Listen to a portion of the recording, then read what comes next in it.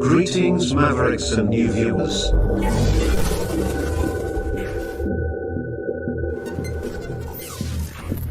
Tonight, direct and live from the Maverick News Network World Studios. This is Maverick News with Rick Walker.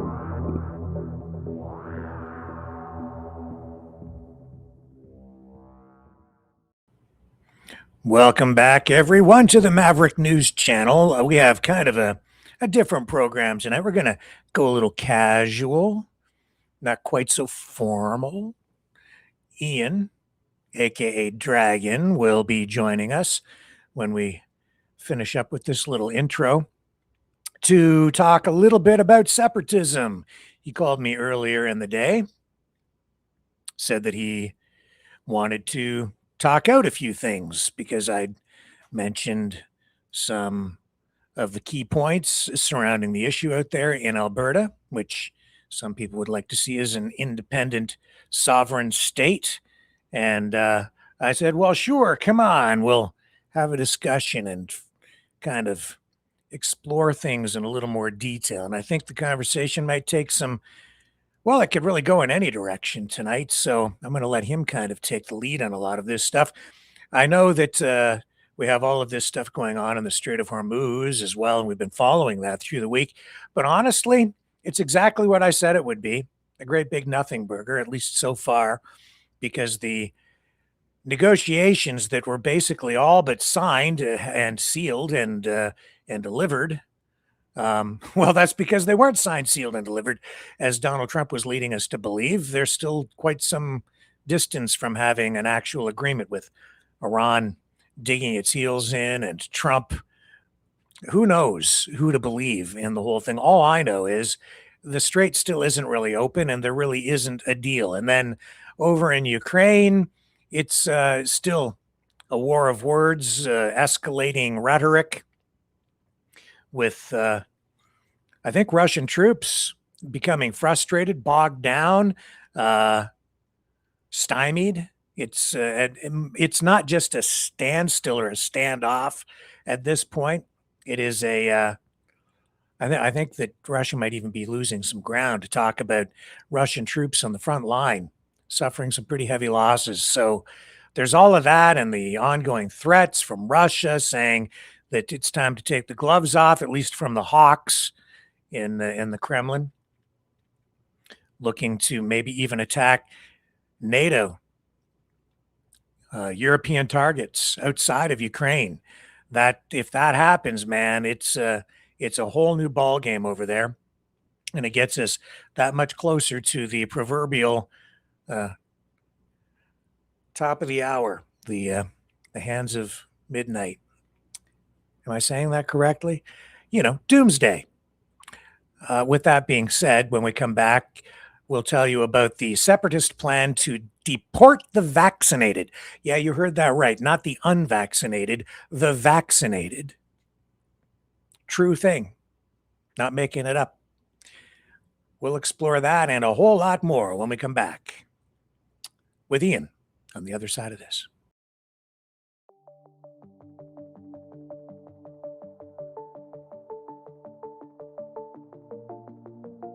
Greetings, brave Mavericks. Our quest for truth continues. We go beyond fake news. Together we expose propaganda. Together we pull others out of rabbit holes. We are maverick thinkers. We are all unique individuals, defenders of individual rights and freedoms, credible, trusted, grounded in reality. Maverick News, Maverick News. Defending free speech, free speech. Donate at freedomreporters.com. Do it now. Tomorrow may be too late. Maverick News. The world is watching.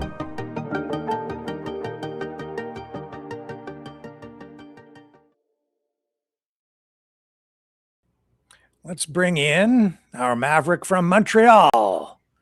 There he is. Hello, sir. with the How are you shirt. tonight? I'm doing great. Thank you. Excellent. Excellent. Well, you asked for it. You're gonna get it. You're gonna get me started. I know, and that's dangerous if you do that. So you know that. But good to have you here because you're going to bring a bit of a Quebec perspective to the talk of separatism, the whole issue surrounding separatism in Alberta and now Quebec, where separatist flames have been rekindled. But I'm just going to throw it over to you to kind of see where you want to kick things off tonight. What's on your mind, sir? Because you're the one who phoned me earlier in the day. Well, you just said it. Why not? Can we go into the direction of the ideology of things and the cultural thing? Because actually, there's a difference between the Alberta and the Quebec separation movement. Actually, in Quebec, it's more of a cultural thing and identity. Okay, it's because we're kind of fed up with Ottawa, kind of just putting our French culture under the rug. Where in Alberta, what you have, it's the ideology of anti Ottawa or anti WEF of things, where Ottawa is basically built it around WEF nowadays since Trudeau, and yeah, well, that's where they want to separate, and it's getting to a bad point right now, I think. Okay, so what exactly was it that prompted the call? What did I say?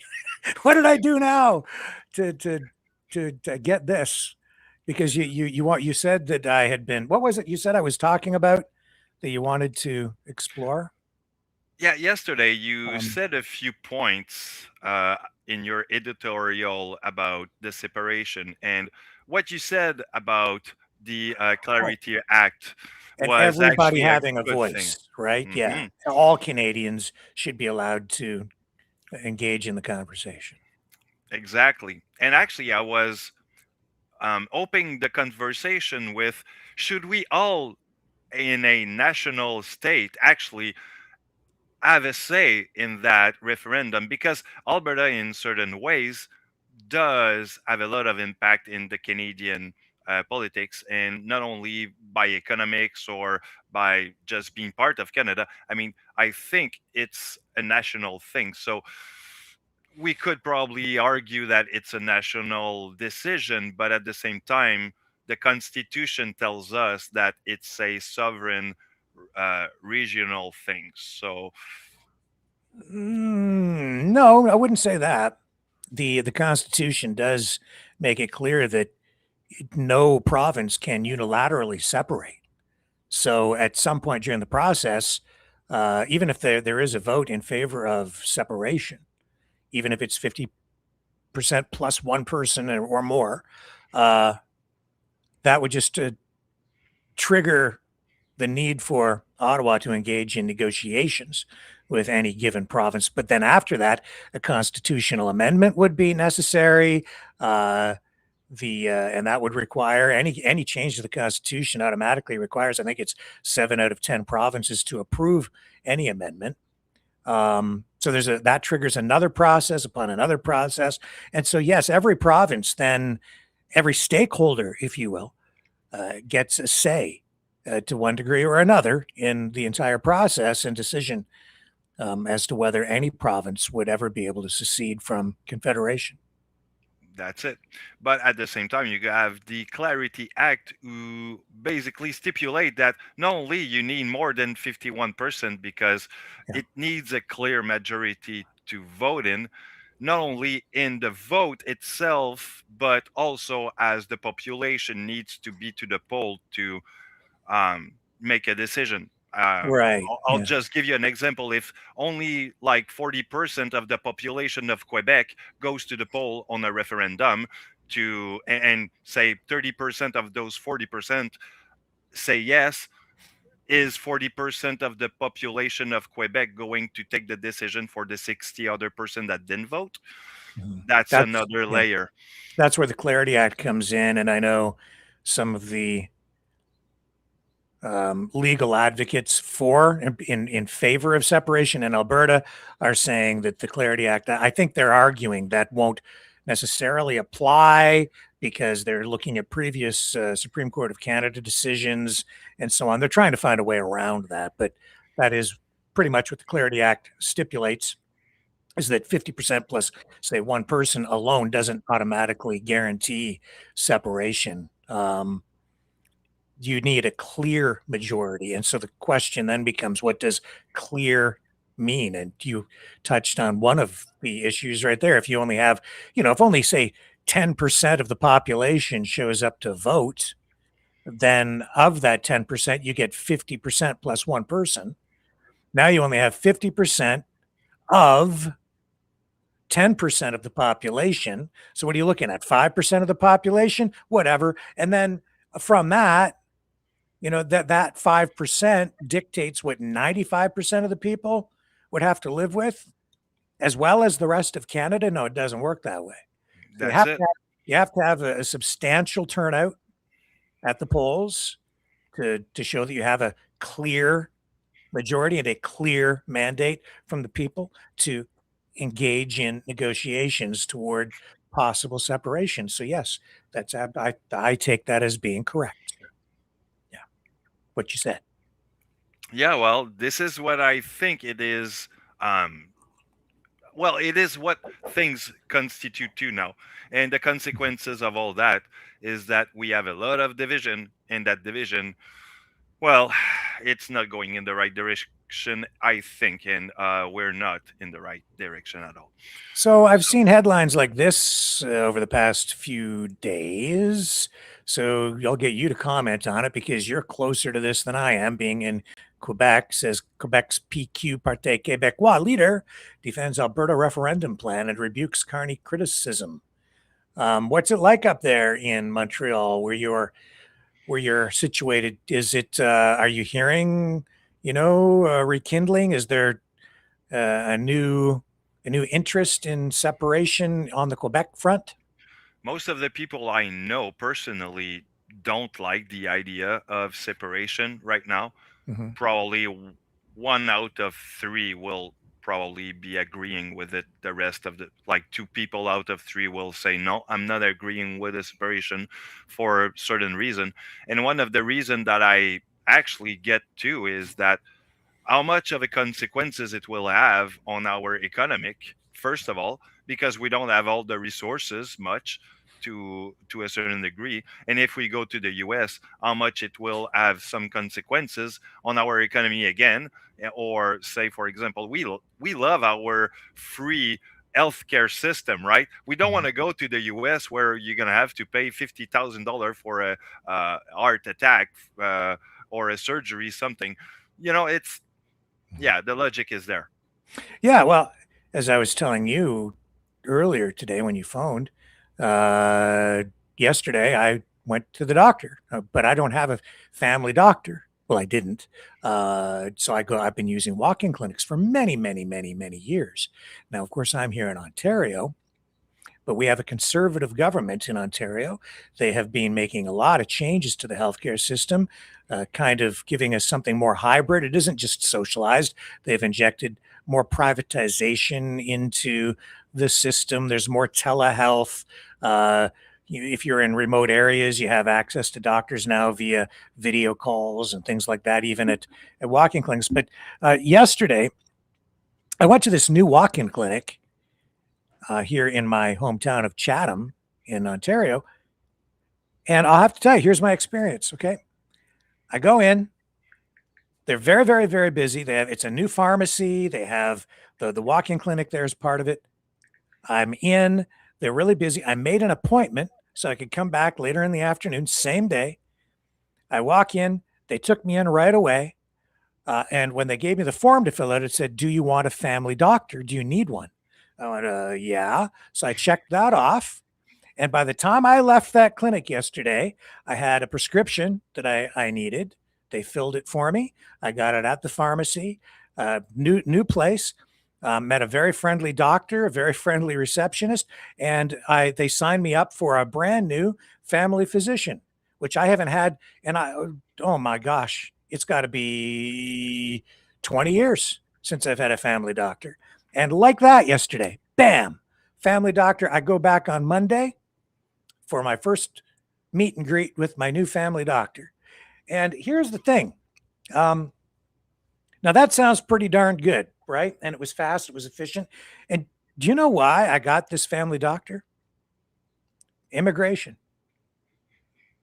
Because Ontario's had this long-standing shortage of doctors going all the way back to like the 19 late 80s, 1990s, really started with Liberal Premier David Peterson, who brought in new rules to cap doctors' wages.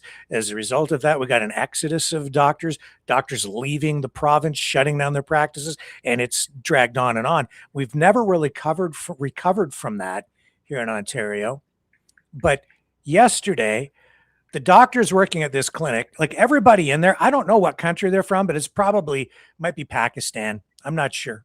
I'm really not sure. Maybe India. I don't know. Probably India. So anyway, but everybody working in there was, I think they're probably all living over in this part of our town that a lot of Muslims have moved in there. And there's a high school that they had to close years ago. They reopened it as a private school just for people in that part of the community. It's a private school run separate from the Catholic school board or the public school board.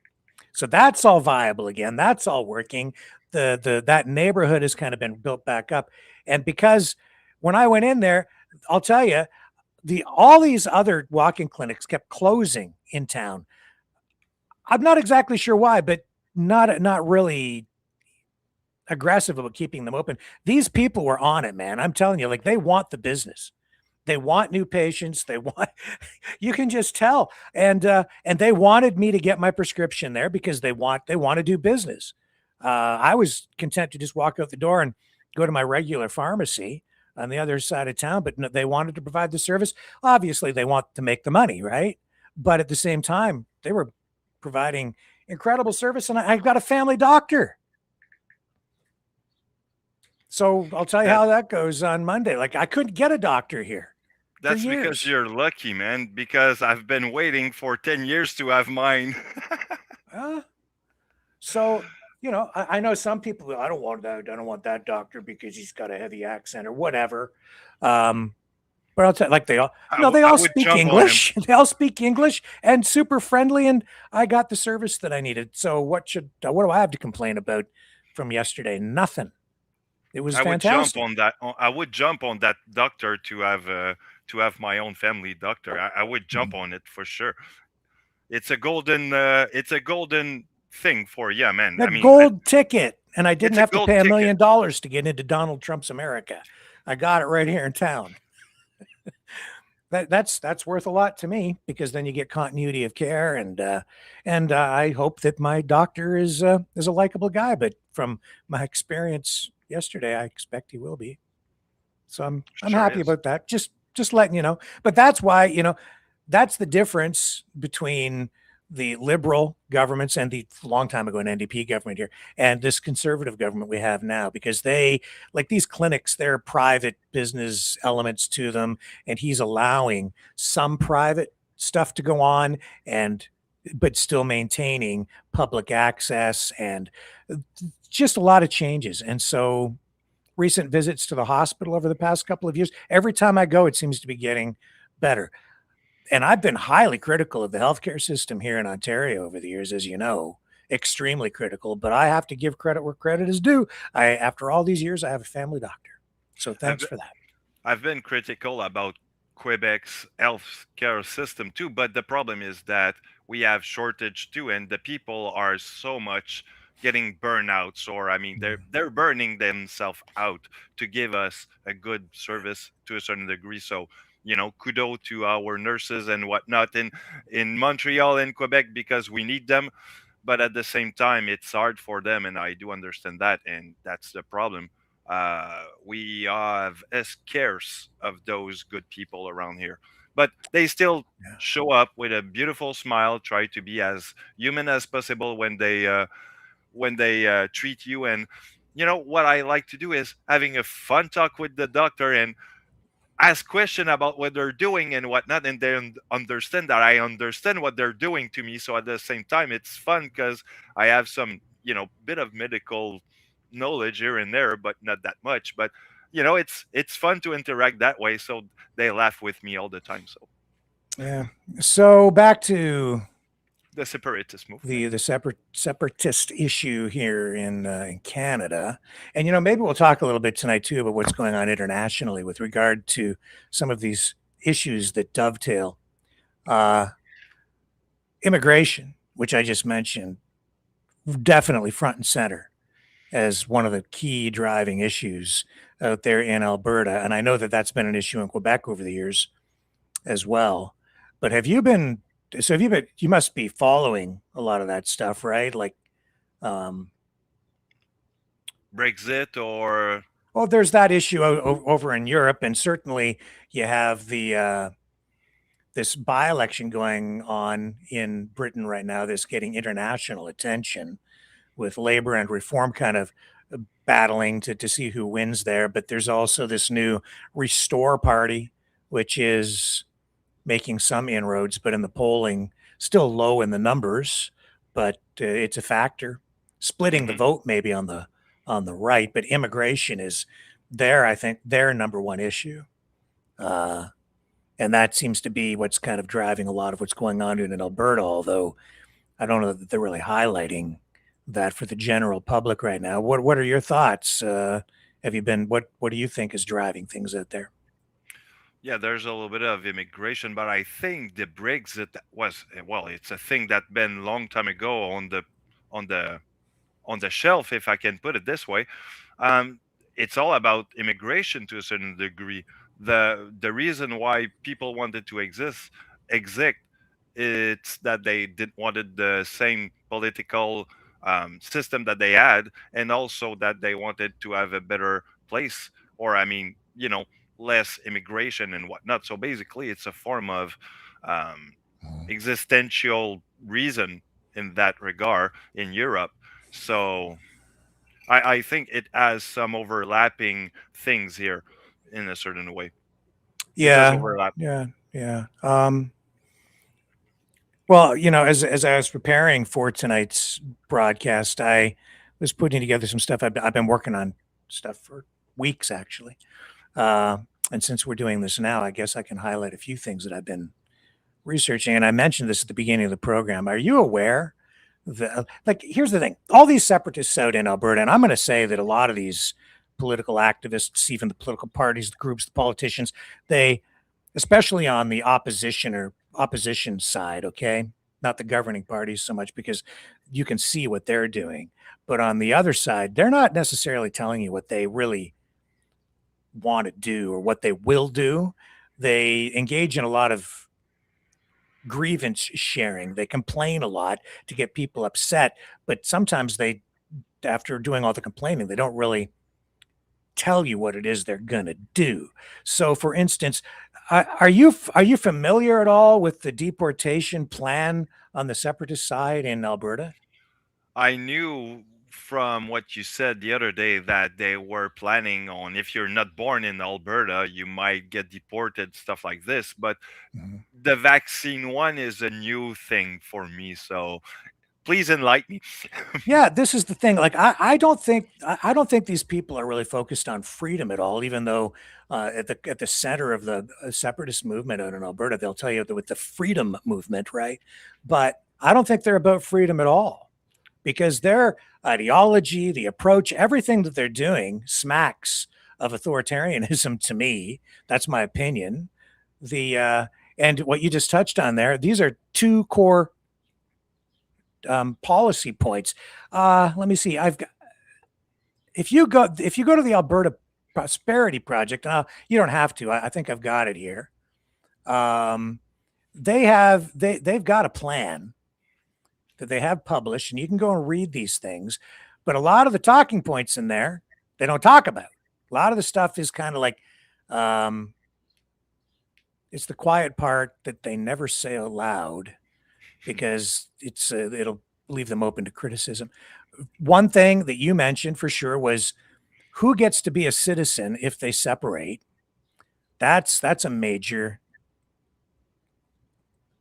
issue.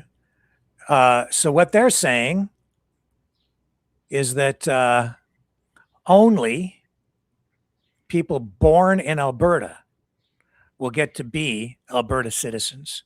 Only people born in Alberta will have the right to vote. Now, that to me sounds pretty extreme. And I don't think the people out there are aware that the Alberta Prosperity Project advocates for that, calls for that. Had you heard of that before I mentioned it to you the other day?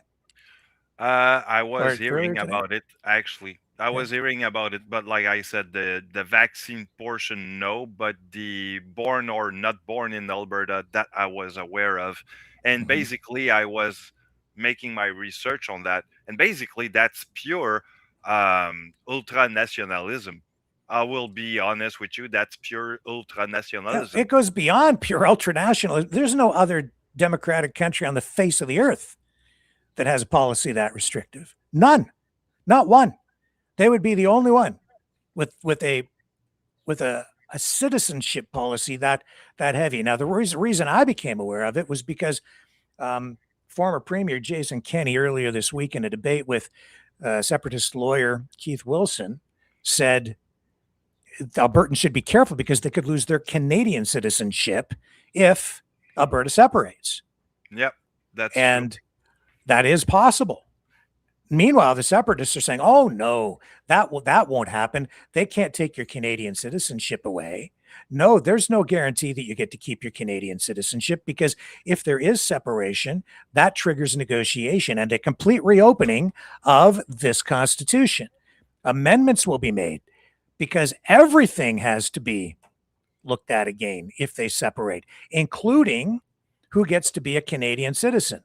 So and benefits and the Canadian pension plan and federal assets. And in fact, before I show you the other stuff, maybe I can find, I've got a whole list of things that would actually have to be dealt with, like the real, here it is here. Well, it's the hypocrisy of we don't have any constitution written or anything of Yeah. that sort, but we need to follow the constitution to do the right thing with the separation. Do we have or not as a constitution? Make up your mind, guys. Yeah, we do. Yeah, we do. Absolutely. And I'm going to come back to that in a moment too, since we're on the topic. Here is, do I have it? Yeah, here it is here. I didn't create this. This is a social media post, but I think it's pretty darn accurate. If they separate, look at all the things that have to be negotiated. This is just a partial list. Wow. Yeah, they'll have to negotiate the share of the national debt, split of federal assets. They'll have to deal with the creation of their own foreign embassies and foreign property. What do you do with all the crown corporations that have assets inside Alberta? Federal pension plan. What do you do with it?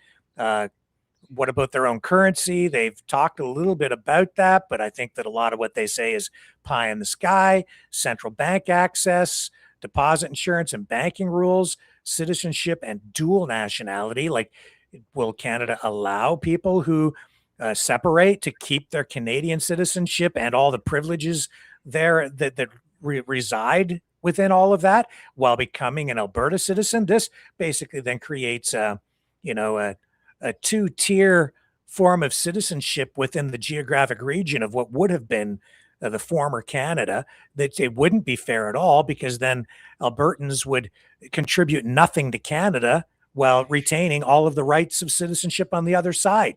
You have to look at what happens to your passports, which is what Jason Kenney was highlighting in his speech the other night. You might lose your Canadian passport. Free movement across the new border, that has to be negotiated. Who's to say that the border will just be free and open? You'll have to put up border controls there, right? And who's to say that the boundary lines as they're written right now would even remain the same? Indigenous treaty rights, of course, that's a big issue. Like, look at all of these things. So you have to deal with all of these issues. This is why you have to enter into negotiations. If indeed the federal government would even actually finally agree to go along with it, there would be further discussions that would happen with the other provinces and a whole process. I think that the real danger here, though, Ian, is that the separatists out in Alberta don't really want to follow the rules, haven't really necessarily been following the rules. They just think that a 50% plus one person is enough to trigger this whole thing. And then I think they're going to be running on down to Washington or maybe Mar-a-Lago to meet with their U.S. MAGA friends, and they're going to be looking for some sort of military support, which they apparently seem ready to outsource, to hire or contract with the U.S. military to come in and provide support. I think it could potentially lead to some sort of a civil war if we're not careful. It's that freaking serious. And so this whole idea that only people born in Alberta would get to be actual citizens of Alberta, I think that's extremely severe, and it's a very real thing.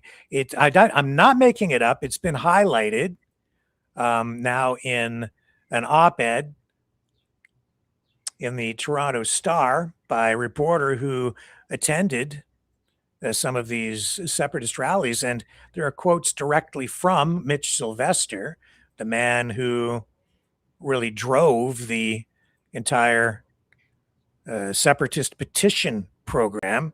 Here it is here. More babies, more guns, lower taxes, and fewer immigrants. What Alberta separatists are promising and what they can actually deliver. That's an editorial from earlier this month. And a lot of this is highlighted in there. There have been a couple of protests like that, or articles highlighting some of these policy points. Oh, we have the same in Montreal too. There's some protests going on once in a while, but I mean, there were one I think 2 weeks ago, but that's about it. We don't go every week's contesting about it. So the point being, if you live in Alberta right now and you were not born there, and these guys get their separation vote and they end up being the ones kind of running the show out there, you may not have a right to vote in the country that has been created that you are now living in. So you wouldn't actually have a voice. So a lot of these people who will be going to the poll on October 19th to vote on this referendum on whether there should be a referendum, I don't think a lot of them are even aware of how extreme the policy is within the Alberta Prosperity Project proposal, the plan that they've published online. And in it, Mitch Sylvester actually says, quote, "Our Constitution, it says that you're going to have to be born in Alberta to become a citizen." He told the crowd at one event I attended. This is a direct quote of him through one of these articles that reported on what he was saying at these events, separatist events. He says, "So we're going to have to get those girls making more babies." I highlighted this I think it was last night. And so you vote for separation thinking that you're going to get more democracy. You vote for separation thinking you're going to have a greater voice in Ottawa. No, if you vote for this and you weren't born there, you don't get citizenship. You better pray that you get to keep your Canadian citizenship. You maybe don't get to vote at all in the new country that's created that you live in, reside in, and you're building your life in. That this would include people from other parts of Canada who have moved to Alberta. You wouldn't get to vote. You wouldn't become an Alberta citizen. I don't know, this leaves a very small number of people who would actually control everything in Alberta. Only people of the land, born on the land. Blood and soil. Right. This is Germany 1936, blood and soil. It's worse.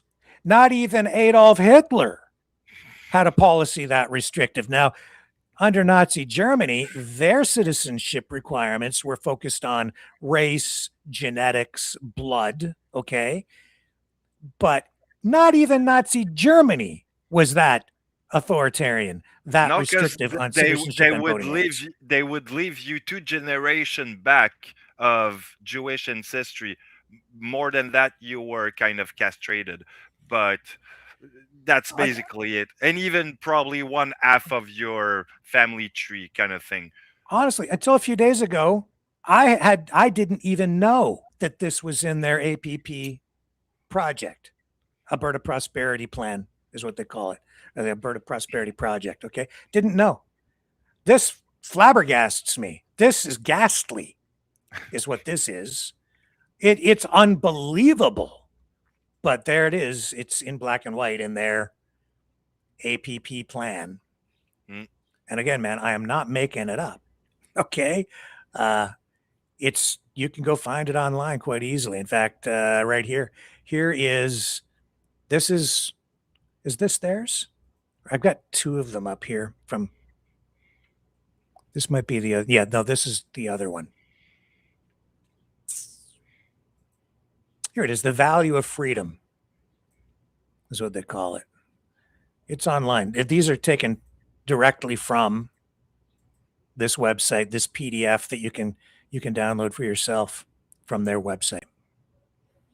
The value of freedom. A draft fully costed fiscal plan for an independent Alberta. Open for public discussion, and we're discussing it now. It blew my mind. Hmm. So why would any like if you're unless you're born there, why the hell would you vote for separation? Because it'll take away your voice. It'll silence you. That's what they're saying out there too, right? Oh, all you other Canadians, you shut up. You need to stay out of this debate. Albertans will decide.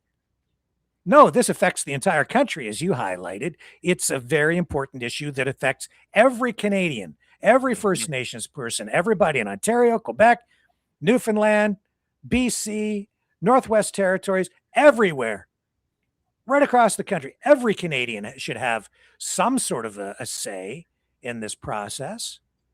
Hmm. Even me, as a Quebecer, I Of should course, have a say on Alberta's fate and because, in vice a versa. certain way, it does have a lot of overlap Do with you know us. what? Right. You know why they want to do this?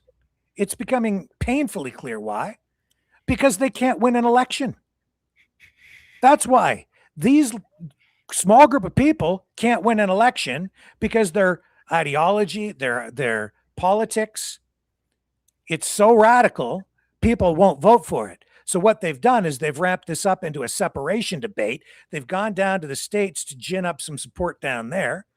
They've got the backing of I think business interests, oil interests who have their eyes on the prize, which is the oil and the resources in Alberta. So they're saying, yeah, let's break this thing up. We can come in there and exert more control. We'll prevent any of that oil from going to China. We'll have it all for ourselves down here in America. And you've got big money. That's a lot of what's at stake here. And you can see that because the separatists out there have been talking about $500 billion line of credit, about outsourcing or contracting with U.S. military to come in and supply, defense for them.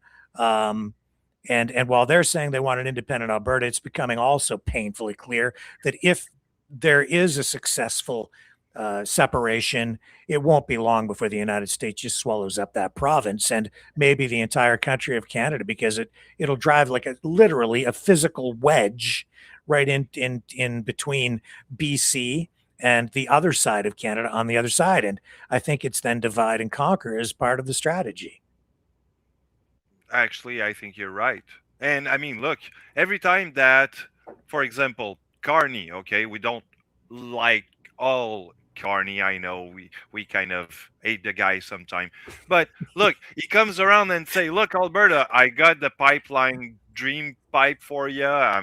It's everything's gonna be signed. We're working on it." People goes around and say, "Oh yeah, you took a year and a half to go there, blah blah blah, whatever." I mean, look, do you want a pipeline or not? But then they go like, yeah, but no, you didn't ask for the natives about it.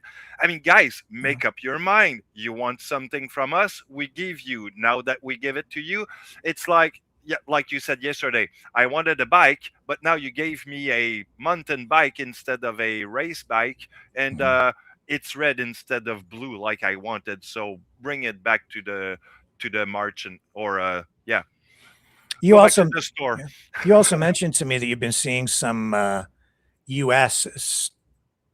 influencers talking about Alberta separation. I've seen Glenn Beck doing videos on it. Of course, prior to that, we had Tucker Carlson. We've seen Joe Rogan talking about it. And now I think you were talking about Turning Point USA, right? Hmm.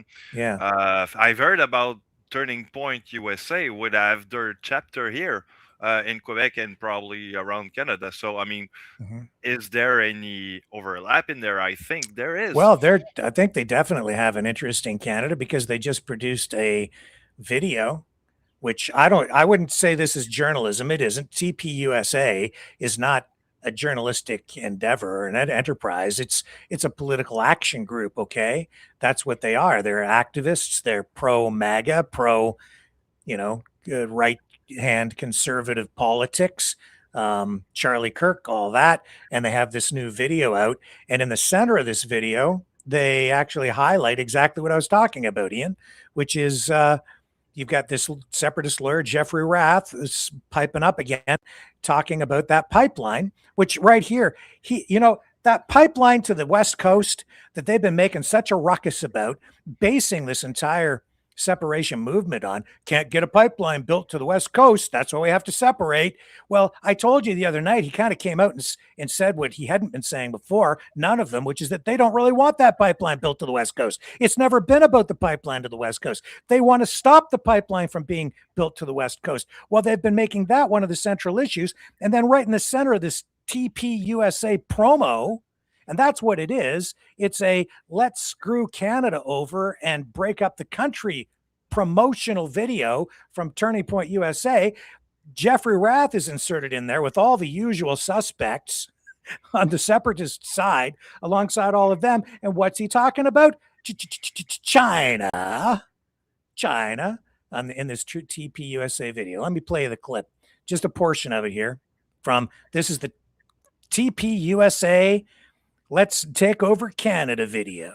West Coast tanker ban. There's no East Coast tanker ban. Tankers can go up and down the Gulf of St. Lawrence, which, from an ecological perspective, are far more fragile waters than the Pacific, the waters of the Pacific Northwest. But they can have tankers going up and down the St. Lawrence, but you can't have them off the West Coast because the whole point is to shut in, Alberta oil, until communist China. So he makes this. He's complaining. Oh, we can't make it work on the West Coast. But listen to him now. He goes from that and then pivots. This is contradictory because on the one hand, he's like, we have to have this over on the West Coast, but now he doesn't really want it on the West Coast because where would all that oil go? We have a pipeline that goes to the West Coast now, and they've increased capacity on that. It goes to China. He doesn't like that. He doesn't want that. The U.S. oil companies don't want that. And he seems to really, I don't know, have an affinity for that point of view. You can imagine why, if you really want to stretch your imagination, not very much. China takes over enough of the Alberta oil field that they have 100% of the throughput for a pipeline. And then at that point, they have 100% of the throughput. You can't have them off the West Coast because the whole point is to shut in, Alberta oil, until communist China takes over enough of the Alberta oil field that they have 100% of the throughput for a pipeline. And then at that point, it's going to be First Nations be damned, British Columbia be damned. China will have its pipeline where 100% of the throughput goes directly from Alberta to China. We're watching it, unfold in real time. They bought up Nexon, they're buying up Meg Energy, they bought up a chunk of Cenovus. I mean, these are some of our larger heavy oil players in northern Alberta. PetroChina is actually operating, as its own and buying up assets as PetroChina. Sinopec. I mean, all these Chinese companies are coming in and gobbling up the Alberta oil field because Carney and the Liberals have intentionally made the Alberta oil field so unattractive from an investment perspective. The only entity that's interested in buying assets in Alberta is China. He's lying. Because you know what they don't tell you, or he doesn't tell you? Yeah. The data center that Synapse want to bring in Alberta, by the way, will basically siphon on the natural resources of Alberta. But need not to talk about that for sure. He's full of gas, that guy. Okay. He's lying by telling the truth. What do I mean? There's truth in what he said, but he's lying because he makes it sound like China is taking over Alberta oil because of the Liberal government. Isn't that the impression he left? Yep. Would you agree? Yeah. Oh my God, China's taking over everything out in Alberta. They're taking over the oil fields. They're gobbling everything up. His word, gobbling. Not true. China did come in and they were making acquisitions in terms of Alberta oil assets back, like 2010, 2009, I think. And it continued up until about 2013.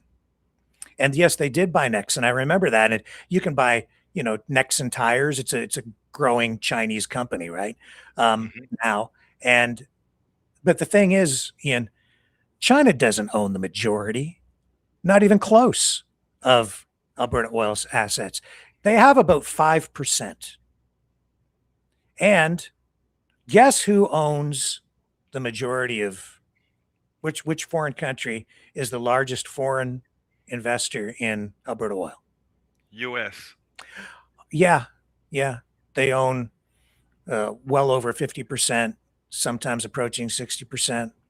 It goes up and down based on, shareholder percentages and stuff. But yeah, the US is the big player out there. China, 5% versus like 50 to 60% on the US side. He's lying. He's making a big ado of all of that. I'll tell you the other reason they can't attract investment out there beyond US dollars, because it's unstable, because you have separatists who are constantly causing trouble. These guys are the same troublemakers who have been causing all kinds of trouble across the country from one issue to another to another. And if it hadn't been for them, I'll tell you right now, I've come to the conclusion that if they weren't causing all kinds of trouble all the time, we wouldn't be facing half the restrictions as Canadians that we have been. You want to get locked down? You want more laws? You want more regulations imposed on you? You want more censorship? You just invite more foreign interference through a bunch of political activists who, in my view, are working for a very corrupt cause.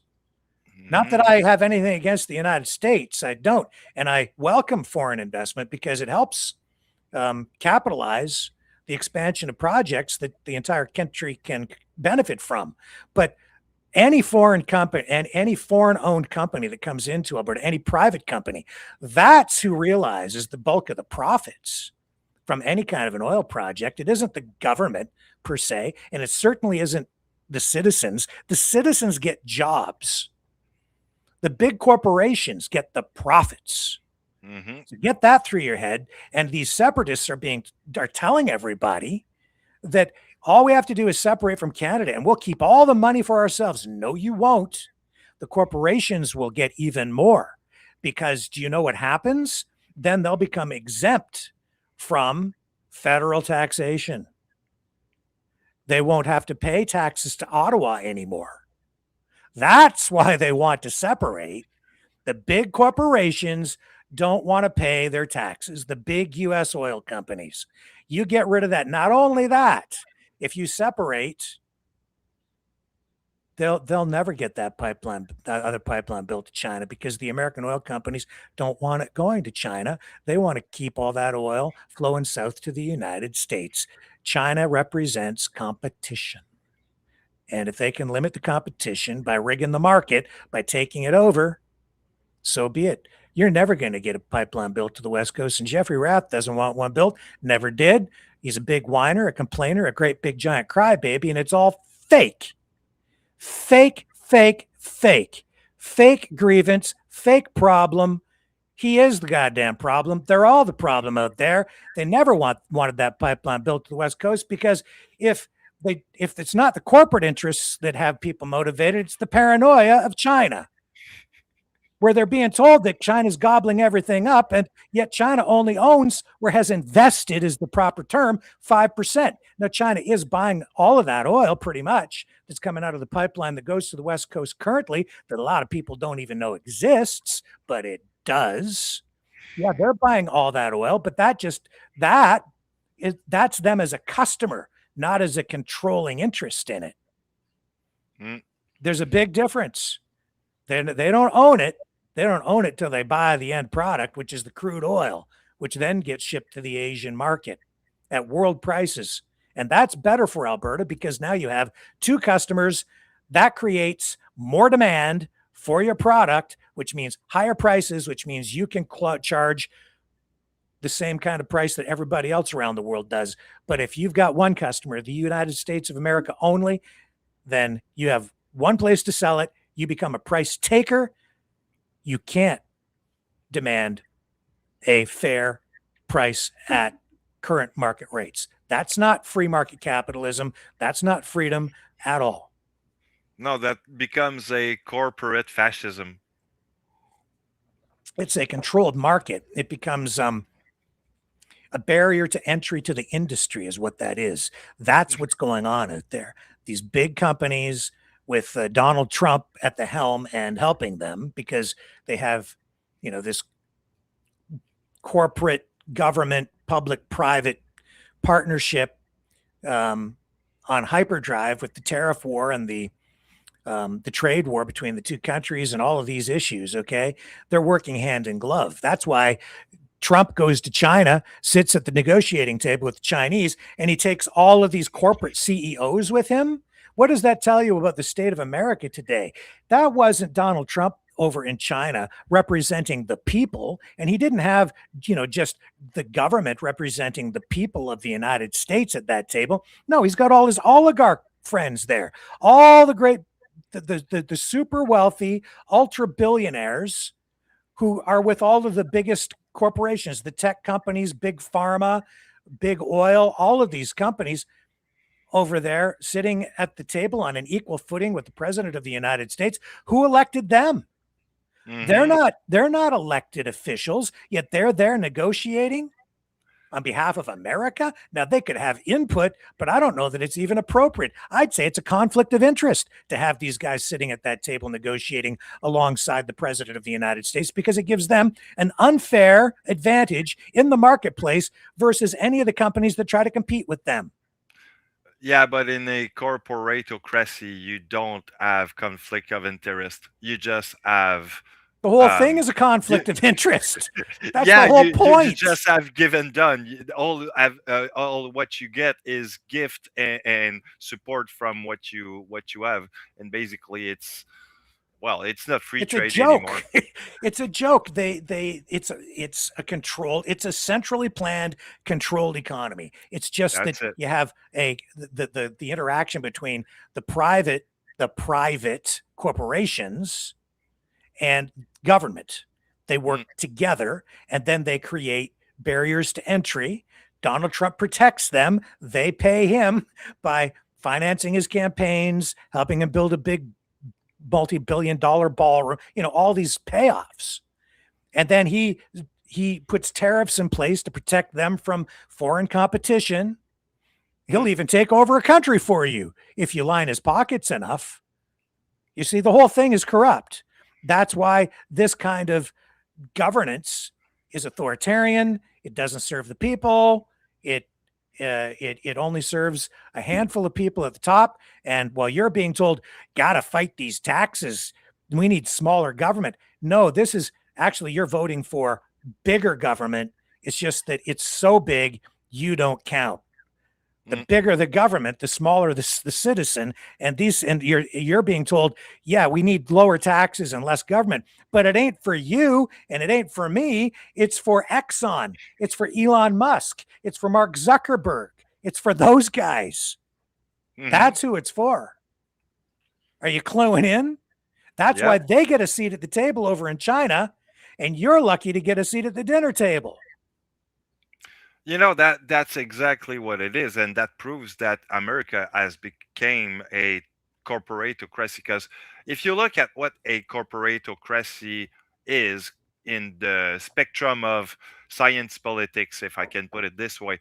It's like the contrary of communism, because the communism, you got basically it's the government who control the company and control the fair trade and whatnot, right? Where in corporatocracy, you have basically the company are your government. So, and in what I would also suggest, that is a corporato technocracy kind of hybrid kind of thing, is that like the same lobbying that you had in the 50s with the cigarette that is good for you if you smoke a Camel and blah blah blah and so on. Well, it's the same way that you get people who's telling you need to build something there, or that building is going to be safe for environment and whatnot, and you have no say in there because the expert tell you, and we got the lobbyists to back up. Somebody sent me a video today of Glenn Beck going on about the new Spielberg movie, saying that it's the end of human free will, I think is what the idea was, because of propaganda and the way government uses popular culture, movies, and so on to control your mind, right? And as I'm watching this guy, I've come to the conclusion a while ago with Glenn Beck that he's part of the program, man. He's one of the people who's out to control your mind. Like, he's part of it. Well, he's telling you he's not part of it. Like, he's warning you, but he's part of it. Like, he definitely is. Which brings me back to TP USA, Turning Point USA, and that promo video, which is quite lengthy, very well produced, but they lie their asses off.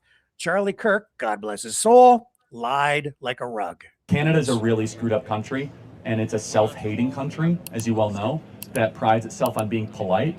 And this is a great lesson for those of us in the West. Your favorable characteristics of being polite, nice, and welcoming can also be your downfall.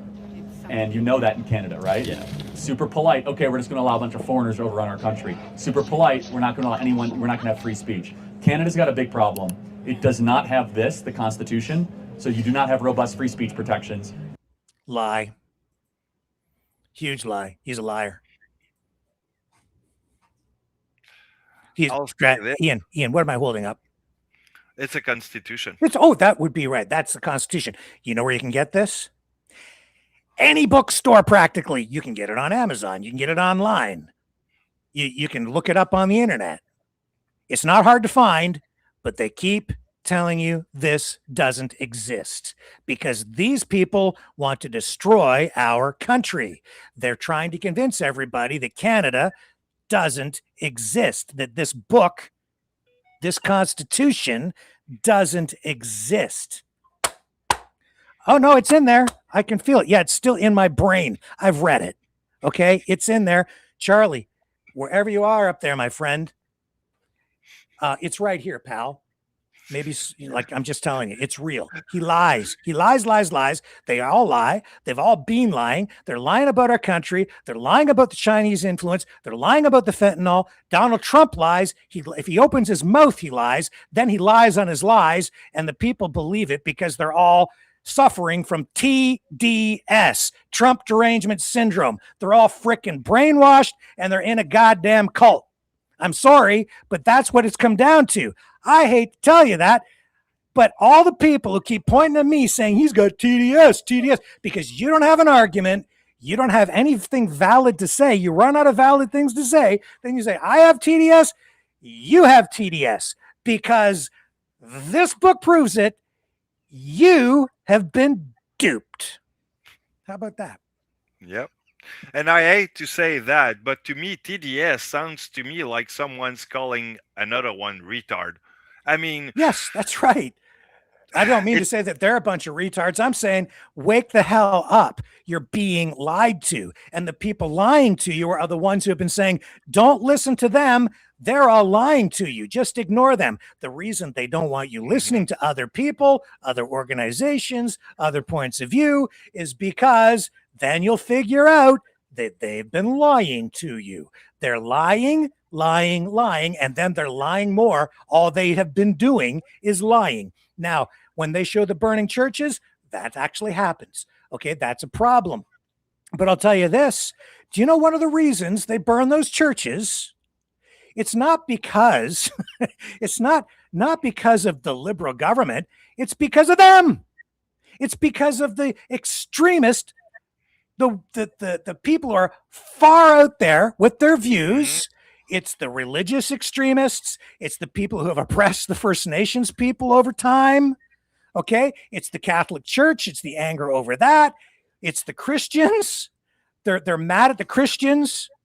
They're mad at the very people. If you want to talk about why they burn churches, it's because they're upset. Well, they'll say it's the king or they say it's the crown, but really what it is it's the colonialism. But it is that they're upset that they had to go to residential schools. They're upset because they had to bend to the will of the Christians, right? And it's overlap. It's not just because of that, but of late, it's largely because of them, their ideology, their extreme politics, their bigotry in some cases, and then they get people that with all of their rhetoric, like we just heard, Canada is not a real country, doesn't have a constitution. You should hate it. You should hate this place. It's awful. And they get this into people's heads. No wonder people are burning things. You've got them all jacked up and angry. They're not thinking rationally. They're thinking with just their emotions. So they burn shit and we fight. And then people who don't listen to people anymore because they're telling everybody don't listen to them. And the other side is just as bad. They're saying, don't listen to those guys over there. We don't listen to each other. We don't talk to each other anymore. Now we're all fighting. They're burning churches. The other side wants to burn mosques. There's so much sick. overlap. I see some overlap here.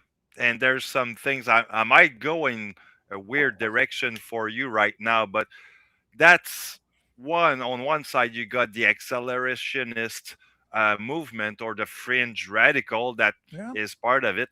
And what do they listen to sometimes when you don't listen to them? And I'm gonna call out one or two of these, but mostly Diagolon. Okay, they are metal guys. They love metal music.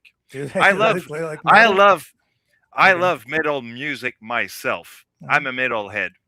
And if you look in Norwegia, what happened during the 90s, I think it was during the 93 in Norwegia, you had Dimo Borgir, singer, who was basically igniting churches around because it was a form of radicalization against the indoctrination of Christianism and the colonism through their culture that is, well, basically he was believing that they're from Vikings origins. So basically that was being torn down by Christianism.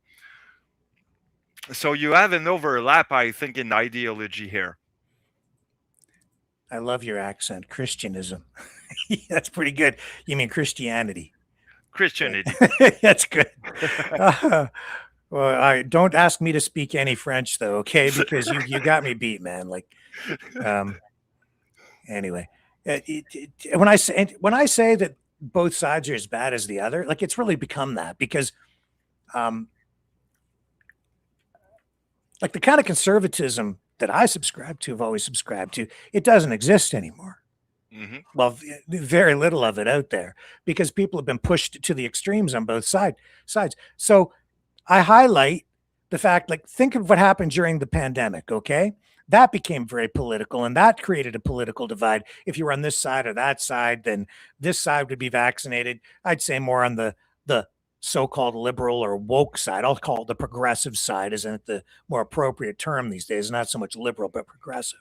And then on the other side, you have the, well, they call it conservatives, but it isn't. It's more like the populist nationalist, Christian nationalist side, cultural Christian nationalist side. Those were the people who didn't want to get vaccinated primarily. I didn't get vaccinated because I just have my own reasons, but I just felt it hadn't been tested enough. Still don't think it's been tested enough. But you remember they wanted to, Well, they locked everybody down, even the healthy people, which was crazy. They masked everybody up, made that mandatory. And then, of course, they came out with the vaccine mandates, which people on the cultural Christian nationalist side, populist side, there are a lot of different flavors of this out there, this political ideology, right? Mm-hmm. Overlapping. But now this group out in Alberta, as I highlighted at the beginning of the program, they want to deport the vaccinated.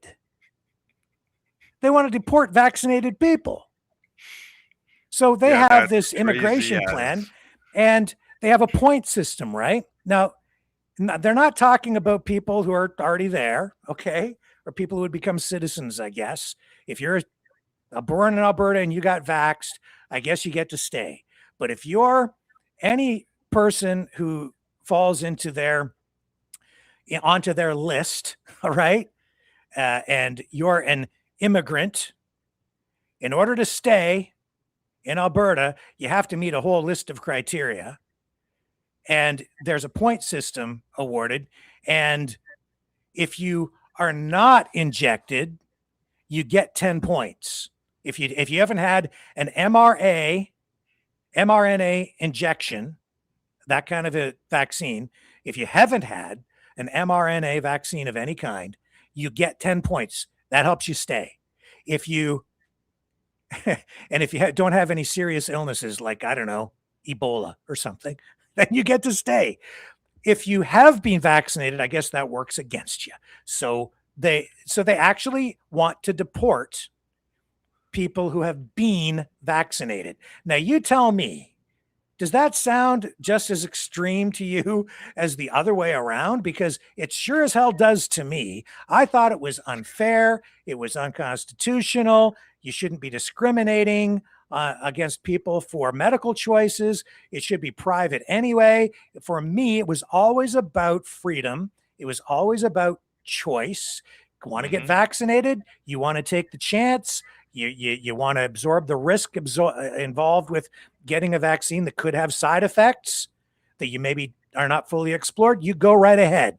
Who am I to say no? That's your choice. Go get shot up 20 times for all I care. It's your body, your choice. So too on the other side, right? If you don't want to get vaccinated, they shouldn't have tried to force people. And ultimately, I guess they didn't, but you paid a price, right? They used coercion. You can't get a job. You can't go into a restaurant. You can't go to a concert. Like a friend of mine the other day talked about being invited to a concert during the lockdowns, hadn't been vaccinated. So this person had to stand on the other side of a fence and look in. And I don't think they actually went to the concert because they couldn't bring themselves to go, because it was just, this whole scenario is horrific and unfair and gross. And of course, that's not right. You don't treat people like that. But I say you don't treat people the other way around either. You don't use that against people to kick them out of your country because they have chosen to take some sort of medical intervention that they've been told will not only protect them, but protect others, just because they were trying to do the right thing. Maybe they didn't. That's an issue for another discussion. But my God, Ian, what have we come to where both sides are so extreme that they're using it against people or plan to use it against people in this way? That's what's at the core. Like, this is right in the Alberta Prosperity Project plan. This is what they want to do. Yeah. Now, you tell me, is that not just as bad? I think it's maybe even worse. I mean, can I say something harsh? Nazism was more gentle than that.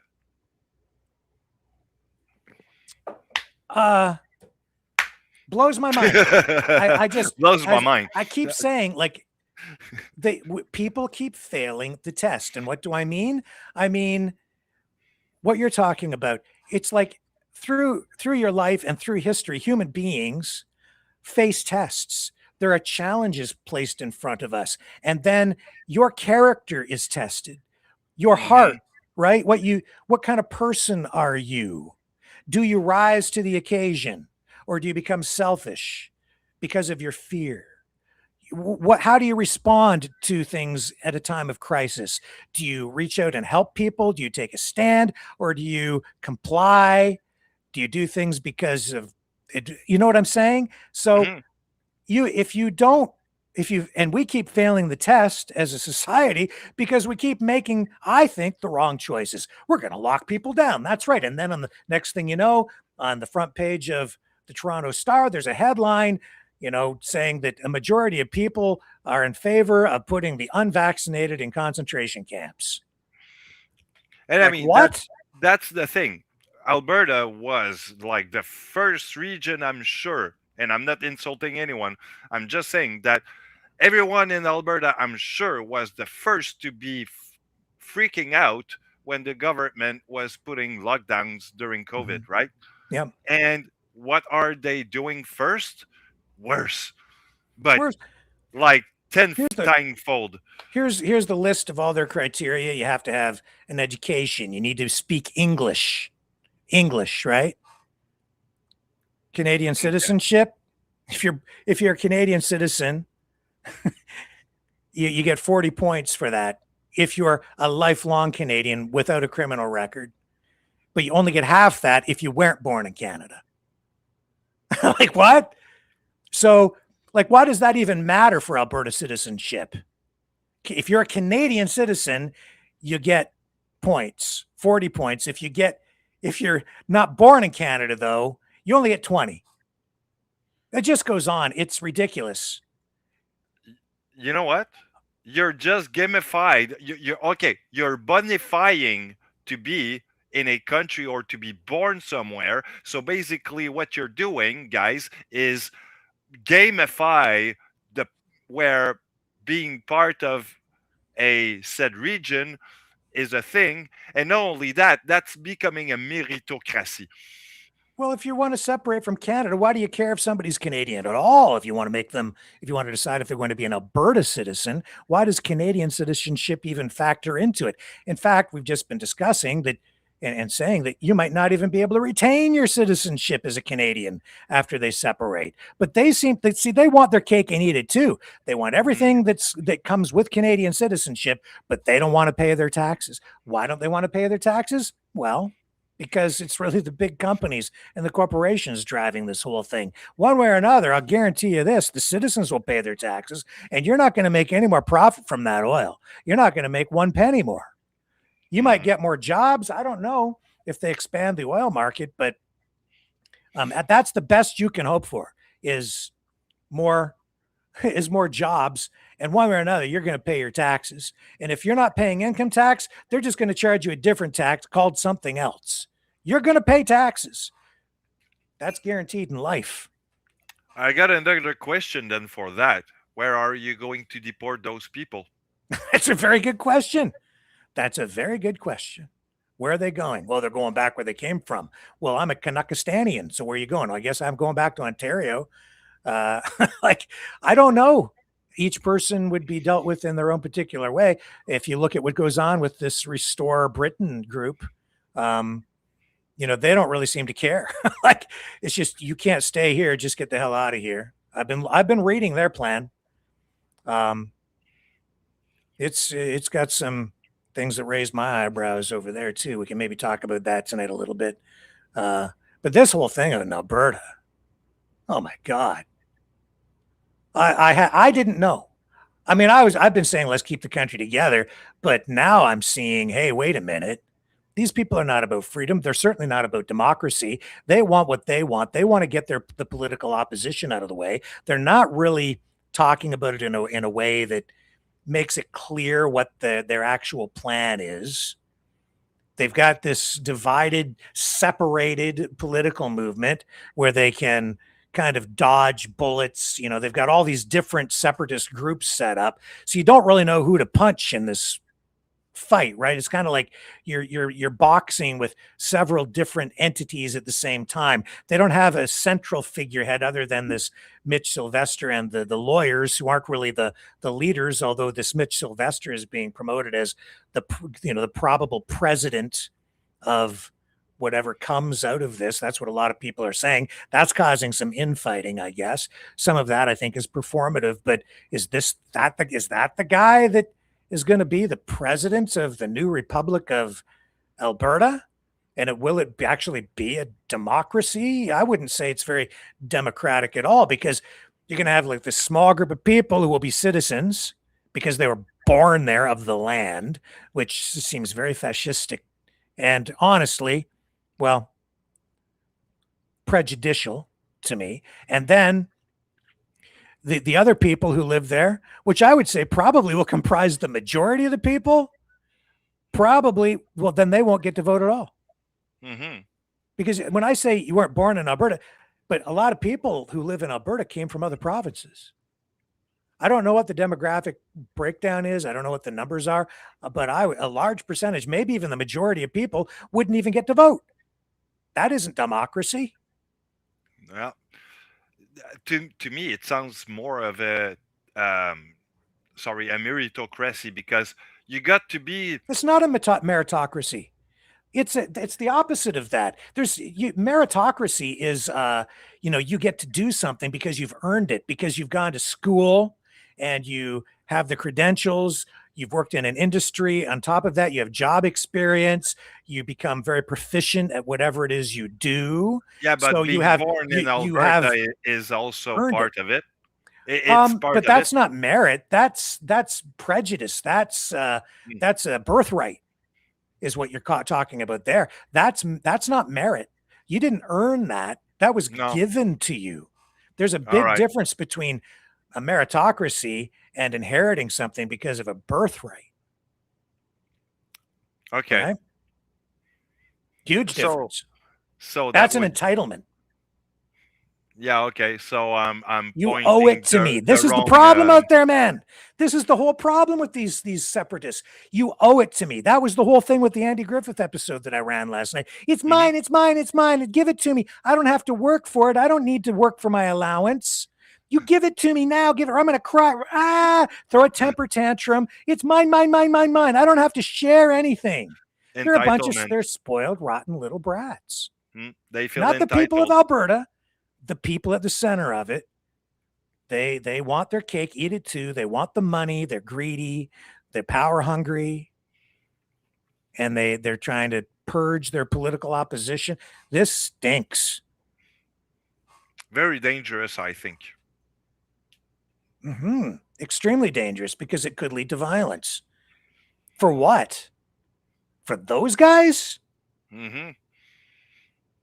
For a fringe minority, may I add. And the people, it's not gonna make any difference to your income status. Not likely. Like I've done the comparisons down in Texas. Like there are pluses and minuses on both sides, but at the end of the day, the quality of life between people in Texas and Alberta, overall, you have a wider gap in income disparity, right? There's a lot. There are more rich people, but there are a lot more poor people. There's less in the middle. Overall, there's not a lot of difference in terms of quality of life. If you get sick down there, you're in a lot of trouble. You can lose everything you have. Not so in Canada, but you may not have as much money on this side, but you might have more over there. It's at the end of the day, man, it's the big companies and the government that take all the money, and they leave enough for the working people like you and I and the little folks to get by, and without causing an uprising and trying to overthrow the government. That's what goes on all the time. Not that, and that sounds very socialistic on my behalf, but I'm not a socialist per se. I am a conservative. I believe in a true free market, but that means also ensuring that people have access, equal opportunity, not equal outcome, equal opportunity to participate, right? And it means that you don't have complete domination of things so that a handful of people get all the cash. And then because this is what democracy is. Democracy is what it is. It's equal for everyone, and everyone should have a say. And like you said, you should have also your cards in the game. So equally. Yeah, at the risk of sounding like Bernie Sanders, there I go, right? But no, that's not what I'm about.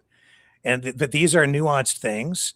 Some of the concepts difficult to understand, and I'm like a classic conservative, or some would say a classical liberal, but when you use that term liberal, no, that just means classical freedom. Classical, and that's what like a real conservative is. That's to preserve things that are good, fix things that need fixing. Don't throw the baby out with the bathwater. When you figure out something, you improve upon it over time, fix things as you go along, conserve all that is good, and move forward, making things better. That's it.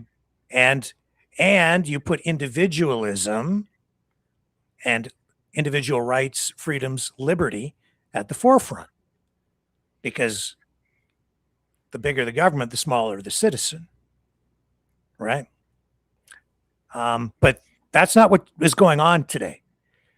On the left side, the progressive side, the Trudeau ideology, that is not classical liberalism. That is progressivism, aka wokeism.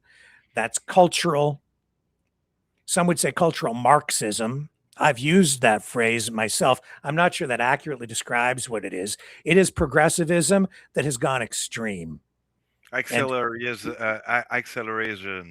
I think there's a bit of accelerationism in there.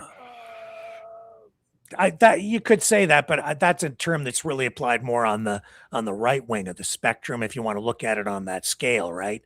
Or on that spectrum.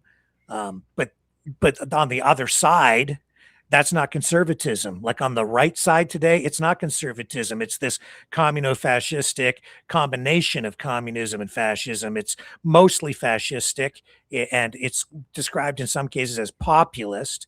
But I would say that the populist movement that existed even a few years ago when the PPC was created in Canada, at that time, I would say that party was much more moderate at the beginning.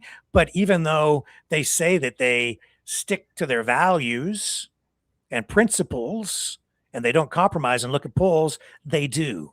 They look at what goes on in social media. They're reading the room, if you will, always taking the lay of the land, figuring out what things are. And they're seeing that globally, the progressive the populist movement has been pushing further and further and further over to the fringe and becoming more extreme, going harder on issues like immigration, and they're following that trail. And you can see the progression even within the PPC with the party platform. If you go back, 5, 6, 7 years, how many years ago now? I think it was 2019 was it 2019 when the party was created? Anyway, yeah. So you're seeing it here in Canada as well. But everything's getting polarized. What's in the center, which is kind of where I am, everybody's been leaving me. The Conservative Party leaves.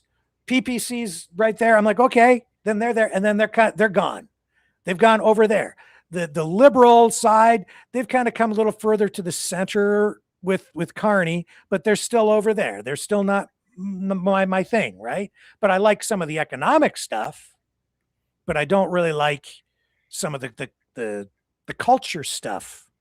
There's still too much wokeism, too much, progressivism for me. But I'm tolerant, so I'm like, do your thing, man. Like, do whatever you want. I'm just not into the drag queen story time stuff. I'm not inclined to attend, but have at it if you want to go to a drag show or whatever with your police and you want to. I don't care.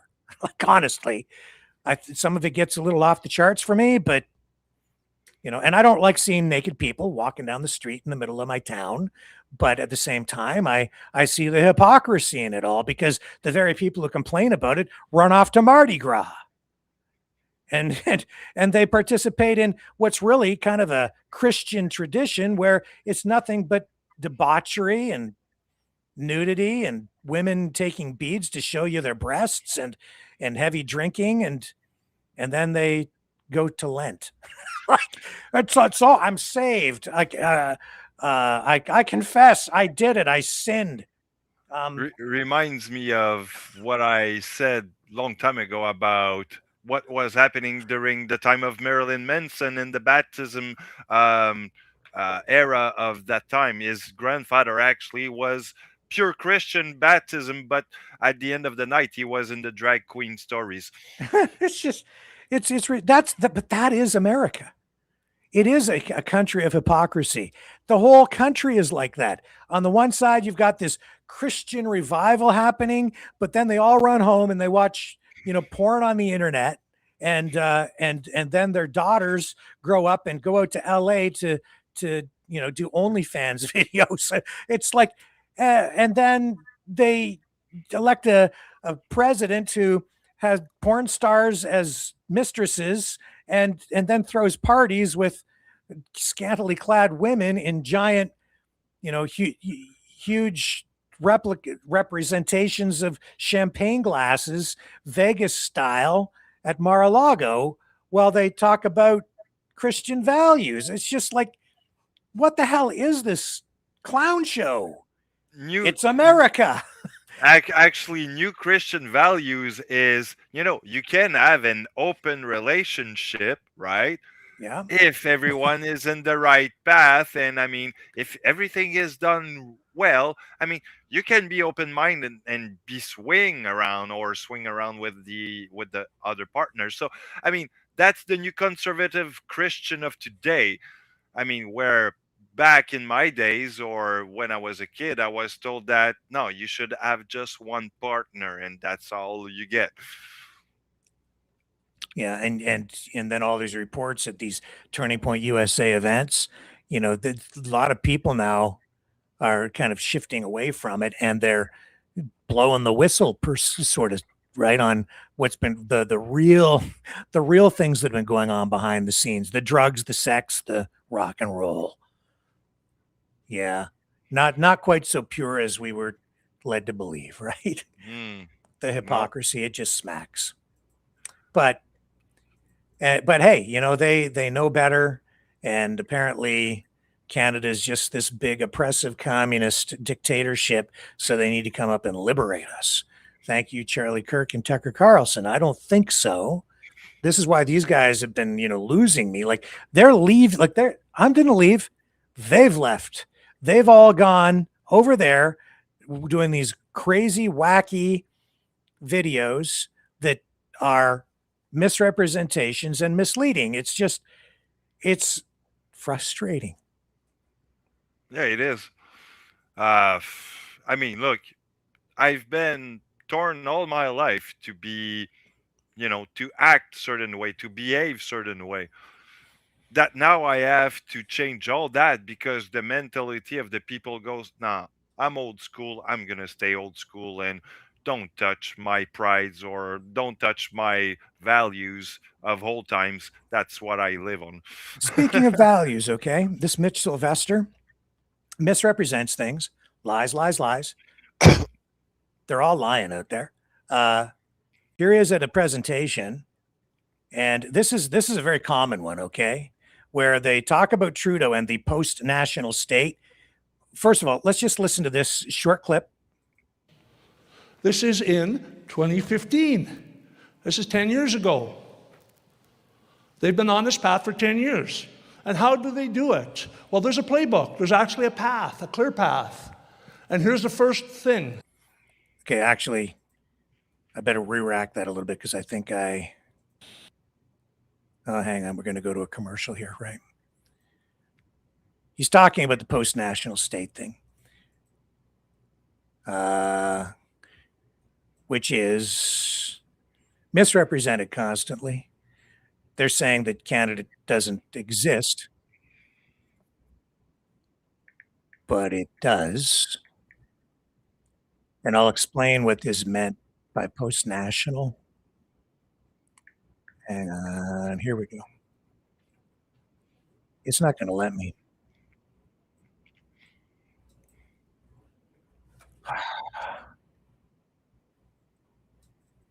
It's not letting me click. That's my fault. Let me take a little break because everything just kind of went haywire on me here. Hang on, we'll be right back.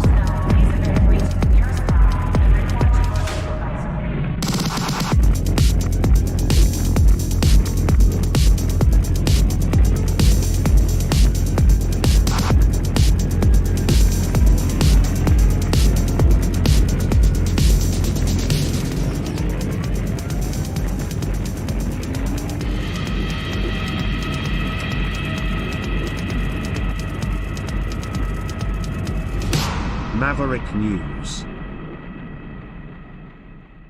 The world is watching. Okay, here's the clip of Mr. Sylvester talking about Trudeau. And if that's not bad enough, they're going to bring Chinese communist recruits to defend Canada, 15,000 of them. So guess who's going to come and get your guns? I don't know that. I'm just asking you. So how far down the line are we, and how far down the line do we want to go, is my question. So I'm going to walk you through, step by step, how we got here now. Because this is not new. This actually started with Pierre Elliott Trudeau, when he wrote the Constitution. This started... Constitution! I thought that we didn't have one, but he just acknowledged that we do. Well, at least he was truthful about that. He didn't write it alone, by the way. Pierre Elliott Trudeau, may come as a surprise to everybody, was a hardcore Marxist, communist. He was Prime Minister here for a long time, and he's still ruling us from the grave. No, he's not. And he wasn't a hardcore Marxist communist. I believe when he was young, he was a member of a communist or Marxist party, but no, he was a liberal socialist. He was a socialist, not a hardcore communist. He's got judges actually passing laws on precedent that are actually, they're making the laws instead of our parliamentarians now. So I got to share with you a very interesting story from our court case. Justice Feasby, who was trying the case against us, and it was against us, very obvious from the beginning, said something that I found very interesting. He said this, quote, "There are questions that the people should not be allowed to ask." How do you feel about that? He said it twice. There are questions that people should not be allowed to ask. So he was very, very upset when Danielle came out with Bill 14 and shut him down. And the reason he was upset is because he couldn't make the rule and set the rules so that for the rest of us, so it would shut us down, and we wouldn't be able to ask a question, should we be independent of these bad people in Ottawa? That was where he was. Can you imagine, you peons, having the ability to ask a question like that? I was quite certain that that's not being represented properly. I think what the judge is likely getting at there is that you have to ask questions in a particular way when you're going to a referendum. I'd have to look more into what the Feasby ruling was, but I'm certain that he's misrepresenting. We should be allowed to rule you. Doesn't that say all of that? No. An appointed liberal bureaucrat is telling the people of Alberta that they shouldn't be allowed to ask a democratic question and have a referendum on anything. He didn't say that. Mr. Trudeau said there's no core identity, no mainstream in Canada, and consequently, that makes us the first post-national state, New World Order. He didn't say New World Order.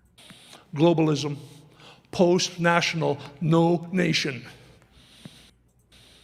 Canada ceases to exist.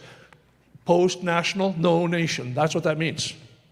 That's not what it means. That's a complete misrepresentation. That's not what it means at all. You might think that's what it means because on its face, it seems to mean that.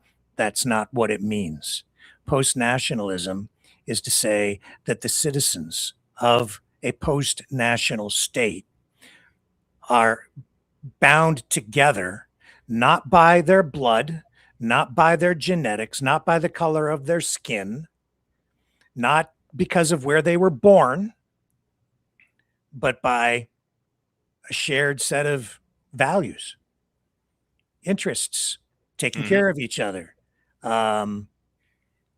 Even the founding of the country, I would say, well, I don't agree with Trudeau's view on post-nationalism.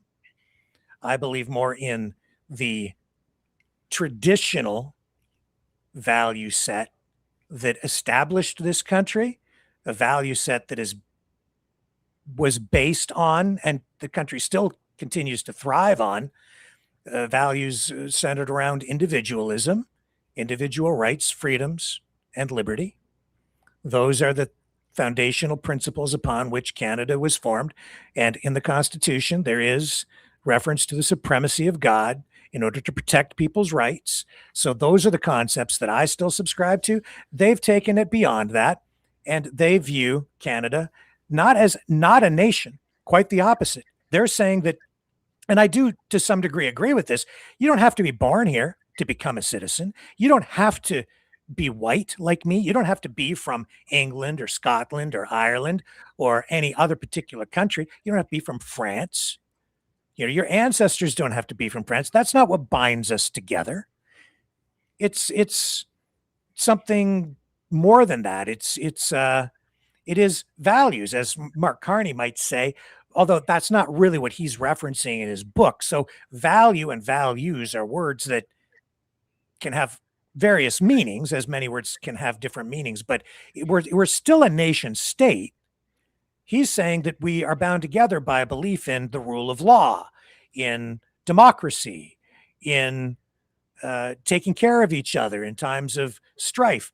So if there's a dust bowl and farmers are going bankrupt out in Alberta in the 1930s, the rest of the country steps up, and like we did, we provide assistance and change things to help them get through the tough times. We pull together, that we believe in those kinds of ideas. To some people, that might be socialism. To other people, that might just be caring for a neighbor. How far do you go with socialism? Those are the other issues. But it's not socialism so much that's at the core of it even. Okay, it's not like that. But he's saying that Canada, again, doesn't exist because they say it's a post-national state, like we're not a nation. No, we're post-national, which is to say that we're a country that isn't bound together just because a bunch of people were born in one place. We're saying that we are a nation, whether we like it or not, that is pluralistic. We have First Nations peoples. We have people from China. We have people from Iowa. We have people from France, England, all over the world. Actually, that's the thing. We share a core value of cultural. It's a cultural value that we kind of share. That's the thing. Mm-hmm. We all share the fact that once you come in Canada, you kind of takes our cultural memes, if you will, and I mean, you just do a better life, right? Because we're just liberal, so that's how it works. A friend of mine sent me video of this gentleman. His name is Norval Morisseau, just in the last few days, just coincidentally, and it ties in sort of to what we're talking about here. My friend said, this artist is uniquely Canadian. Norval Morisseau was given the award of the Order of Canada. Okay. Now, he rose to prominence in like the 60s and 70s. He's a First Nations Indigenous artist. He kind of broke through, he broke a lot of taboos by sharing with everyone Indigenous art in ways that had never been shared before. And I'm sure you've heard of Canada's Group of Seven. This artist was part of the Indigenous Group of Seven. He, I believe he's the only one of the Indigenous Group of Seven who had a solo exhibition. I think it was at the National Art Gallery. And, very smart. He also was famous because he did this big mural back at Expo 67. And so my friend said, this artist is uniquely Canadian. And as I was thinking about this broadcast tonight, here's some of his work, I was thinking, no, like, yes, but no. He was uniquely Norval Morisseau. He was unique because he was Norval Morisseau. And because he was unique, and because his work was unique, I guess he was uniquely Canadian. But that's what Canada, for me anyway, has always been about. It's about individuals. And It is about being able to express yourself as an individual. And so we have this inclination as human beings to group people together. But when you do that, you kind of, especially when it comes to art and artistic expression, I think it's not really, it's okay to say you recognize a particular style, but especially in art, I think you need to recognize the individual. That's what is great about Canada too. It's that each individual is celebrated, individual rights. I think that's where Justin Trudeau kept missing the mark. That's why I say he ended up being the worst prime minister in Canadian history. He doesn't choose his words carefully enough. When he used phrases like post-national state, failed to explain what that really meant to people because it's a complex idea. It was just ripe for the picking for political opponents and separatists who have taken it out of context and misrepresented what that political ideology or an offshoot of progressivism really means. And so it's been used against him and against the country. It's been weaponized in a way that screws with people's minds. Norval Morrisseau, unique because he's Norval Morrisseau, just happened to be in Canada, but also not just Canadian, Indigenous. You know, they're the group of 7, not Indigenous, but also each one unique. Also kind of a similar style. They all shared a similar style, but you celebrate each of the individual artists first. The individual first. Even in, not so much in America, not so much in Alberta under these separatists. In America, it's a melting pot. It's a cultural melting pot. You're putting all the people in together, and they're just saying it's a big stew, but everything becomes homogenous. It's you got to speak English. We don't like Spanish, even though we've got this huge Spanish-speaking population. We don't respect it. We mock it, as you've seen the conservative influencers doing after the Super Bowl, after Bad Bunny's performance and all of that crap, right? You don't get that in Canada. We respect and celebrate Quebec. But I don't celebrate you as a Frenchman. I celebrate you as you, Ian, because you're an individual. That's what Canada, my Canada, is all about. I don't know about other people. Doesn't seem to be anywhere near the core of what these separatists out in Alberta believe. They're collectivists. They're isolationists. They're extremists.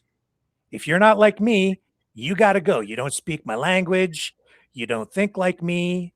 You don't believe like me. Very true. You weren't born here. You don't get the same rights as me. You don't even get to vote like me. You don't get a voice. I'm going to dictate to you. And they're complaining all the time that they don't get a voice because Ottawa dictates to them. They want it. They're the ones who want to dictate. They want their little group to have all the power, and all the other people that they don't like, they're going to decide who gets to vote, who gets citizenship, who might get an Alberta passport, who doesn't.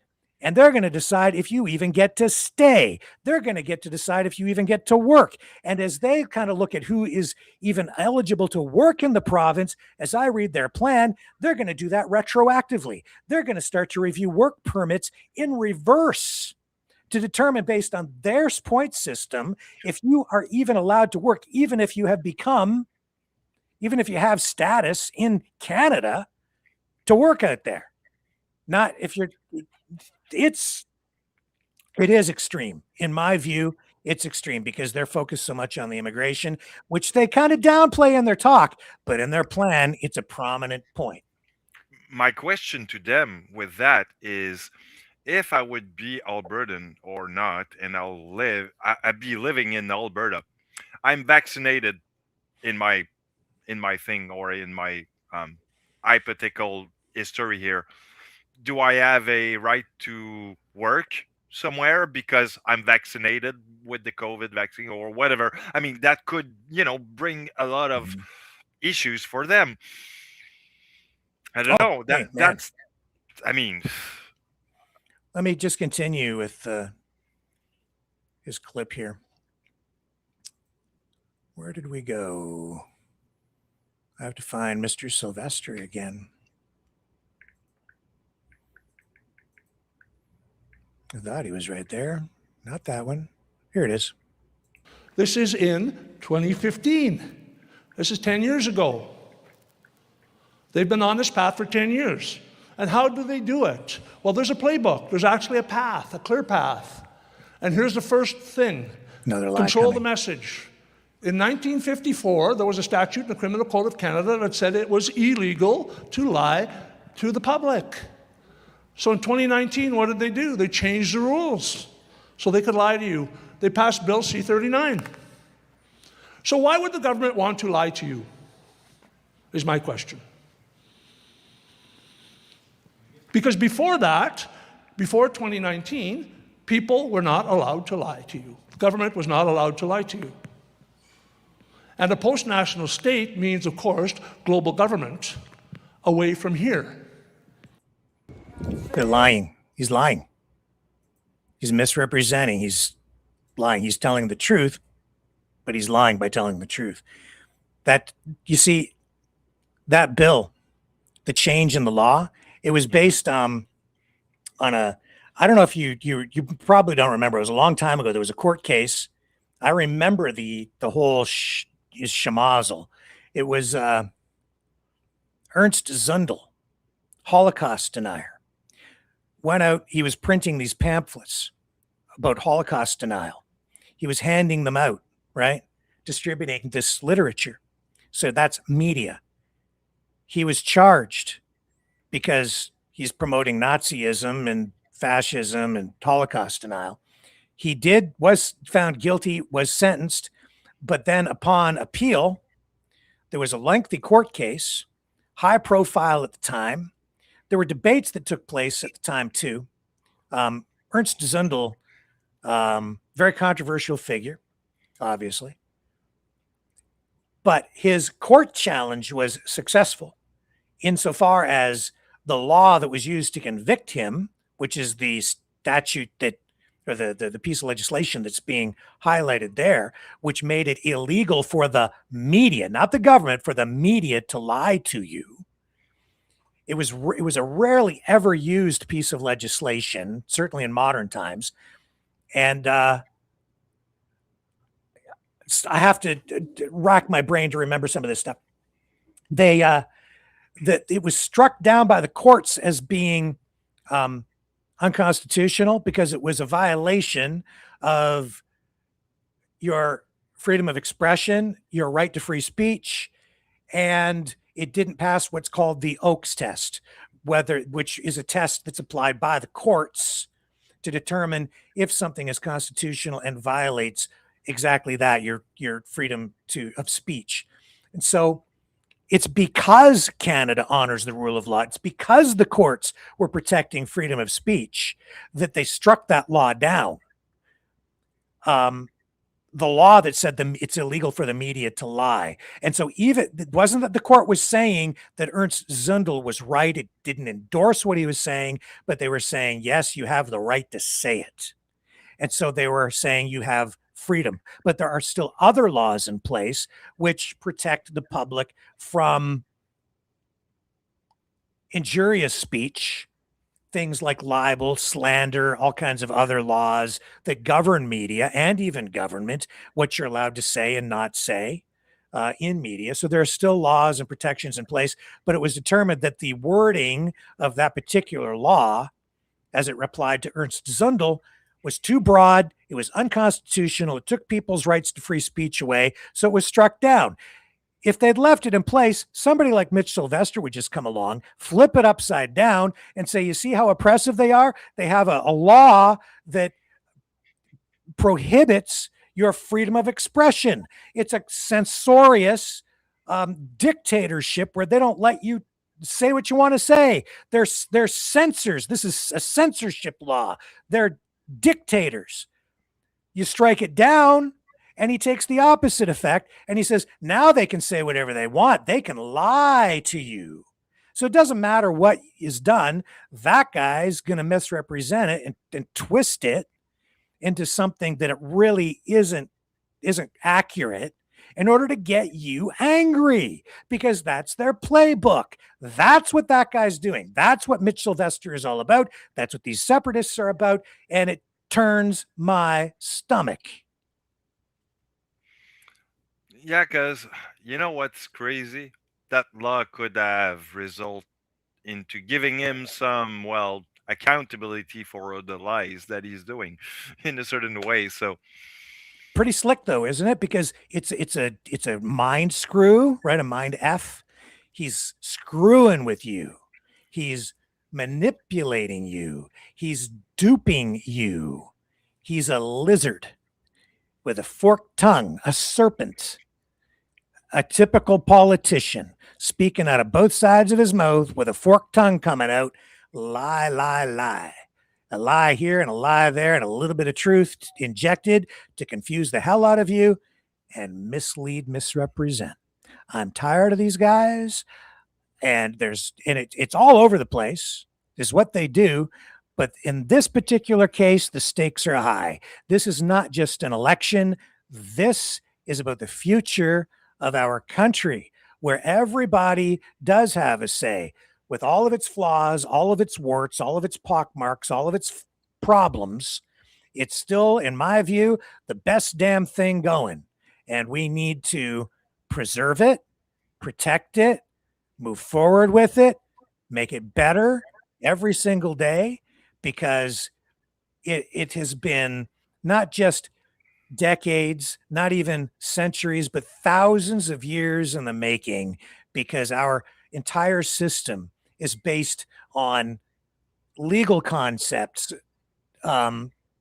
philosophy dating back that far, Magna Carta, and prior to that, everything. John Locke, Adam Smith, father of modern economics, all of these concepts, they're in the process of dismantling it, attacking it, chipping away at it, blowing holes in it with their falsehoods, their shenanigans, their misbehavior. They're causing the problems while saying it's because the system is broken and flawed. They're the ones cutting the roots, throwing on the acid, setting the flames. They're the ones causing the problems, Ian. Mm-hmm. Meanwhile, they say that it's, us or the government or the ideology. Yeah, it's not perfect, but it doesn't help when you've got an arsonist throwing gasoline on it and lighting a match either, because the next thing you know, you've got a church burning down. Very true. And I will say that I think this has been going along for a long time now, and we need to, come down a little bit, because all that is going to get everyone crazy in the country, and that's where it's getting dangerous. And not only that, but like you said, it's all an affair now of the country. It's not just one region, it's national. It's to that point now. So it's gone global. And if you want to hang in there, we can take a look at this on a global scale, take a little break, come back to you if you want to do that. Sure. All right, why not? Hang on. Because some people's heads might blow up. Shut up! Shut that guy up! Censor him! Yeah, there's lots of people out there. Shut him down. Okay, let's take a little we'll just have a little intermission break. People can go get more popcorn, a beverage, use the facilities, do whatever you need to do, and we'll return on the other side of this.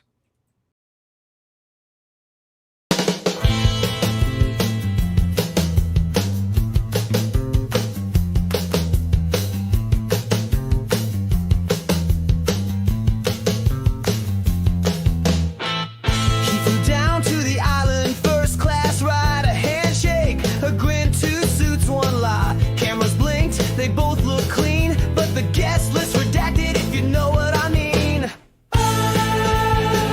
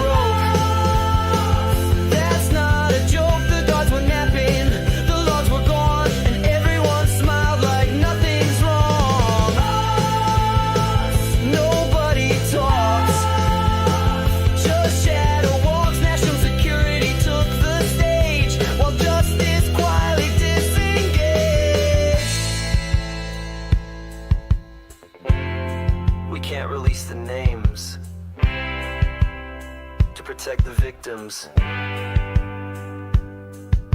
And also Donald Trump. Coincidence? Just dumb luck. Right?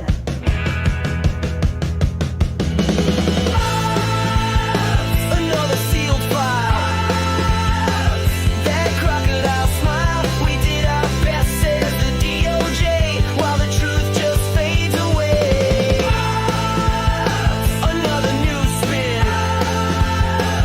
No one will win except the rich guys with gold ID cards and closets full of secrets behind steel bars. Just a little glitch. A billionaire's privilege. That's the sound of the case. Closed.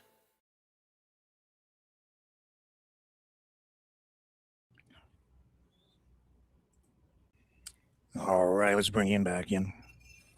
Howdy. Howdy. We're back. Howdy ho.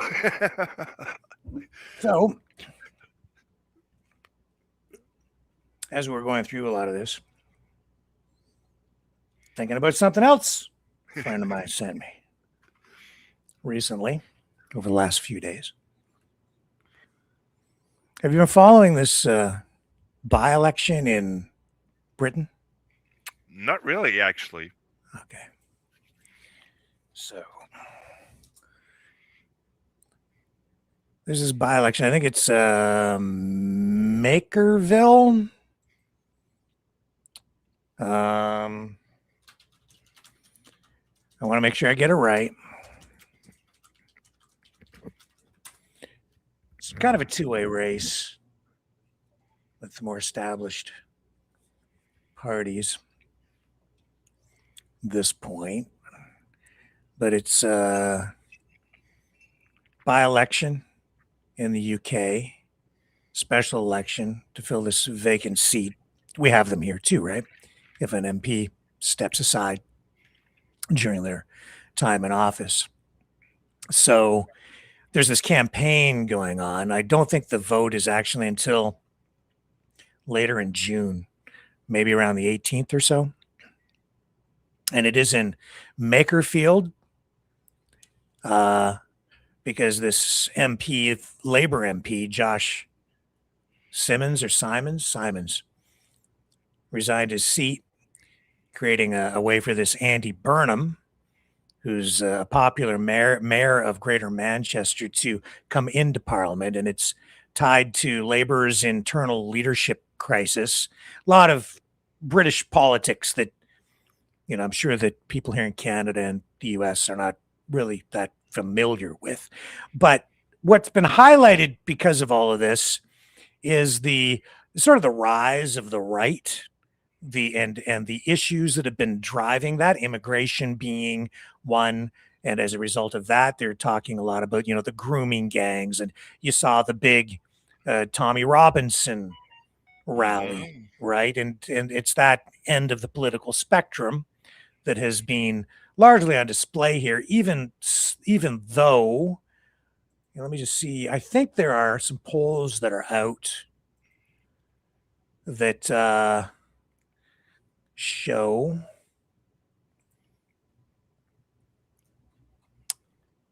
it's still Labour and I believe Reform. That's the Nigel Farage group. I think Labour's leading and Reform it's like 48, 42%. It's pretty close. But there's this other party now that has split off from Reform. It's called Restore Britain. So somebody's been sending me information and just highlighting this stuff. It ties into what we've been talking about. And it shows that this is like it's a global political movement, this populist movement, right?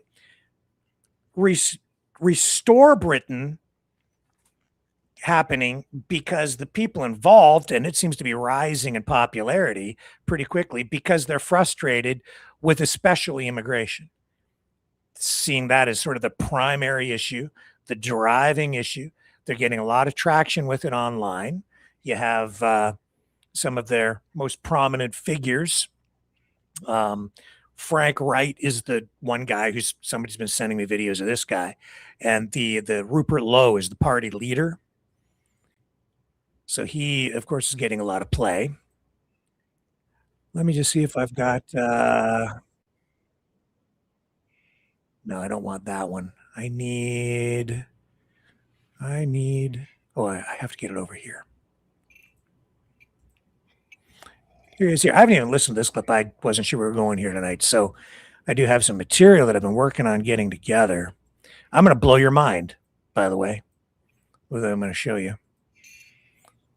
Make you scratch your head by the time you're done. So, yes. Here's Rupert Lowe. Let's just play this clip. This is him talking about immigration and his deportation plan.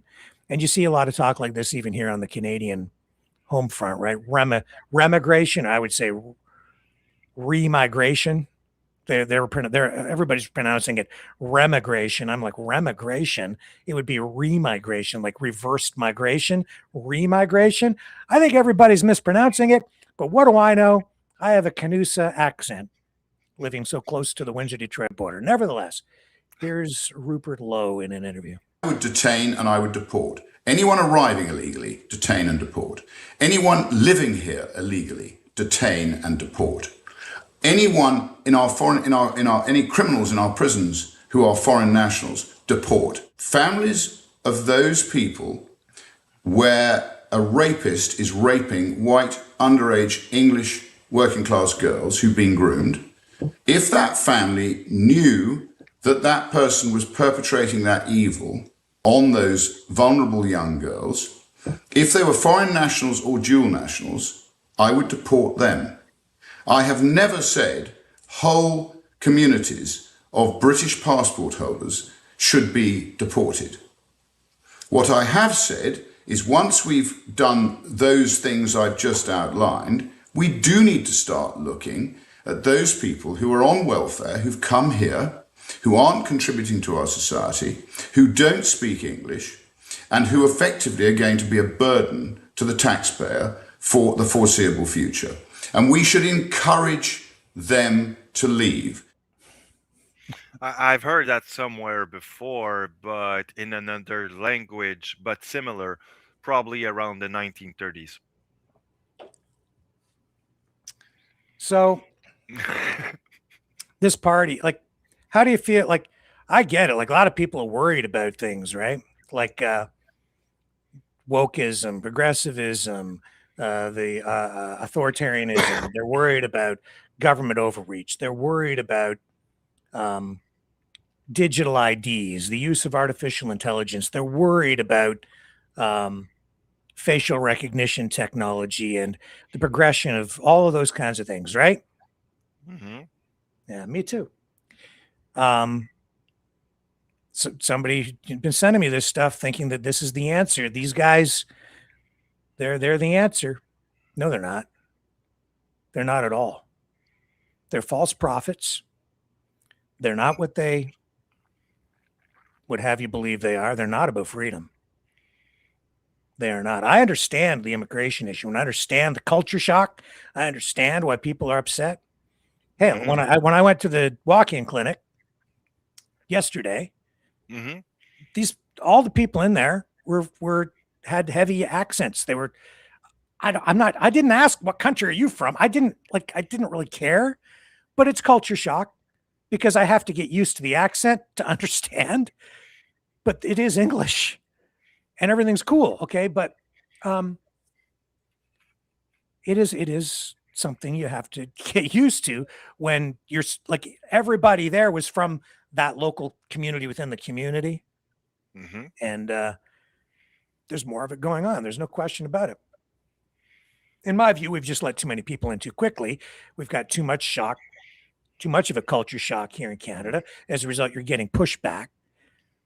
And it's having negative economic impacts in terms of rising housing prices and other shocks, economic shocks that we're going to have to deal with. We'll get through it, but it's a challenge. That's again why I don't agree with Justin Trudeau. Diversity isn't our strength necessarily. It's more of a challenge. It's something we have to deal with, cope with, learn to live with, and temper. And these are my views, right? Because I don't think it's been handled properly. But how you deal with the problems that have been created to this point is also important. It's not just like, in my view, you don't just go around rounding people up, shipping them all out, don't care where they go. It's how you treat people along the way. It's about preserving people's rights along the way. These guys, I'm telling you right now, a lot of people are hitching their wagon to this star. Yeah, you do so at your own peril, because history shows that this kind of rhetoric, Ian, you highlighted it. You just touched on it, man. This is another test. This is another test right here. And I fear some people with the best of intentions, unwittingly, are failing the test because they're taking the bait from people who are not really being, I'm not going to use the word truthful, but they're not being honest with folks, okay? Here's this other guy. I have watched, it's got to be four, maybe 5 hours of this guy's interviews over the past week. He's another Restore Party candidate. He's also a Christian Catholic podcaster, influencer, works for does a lot of stuff for, I think it's a life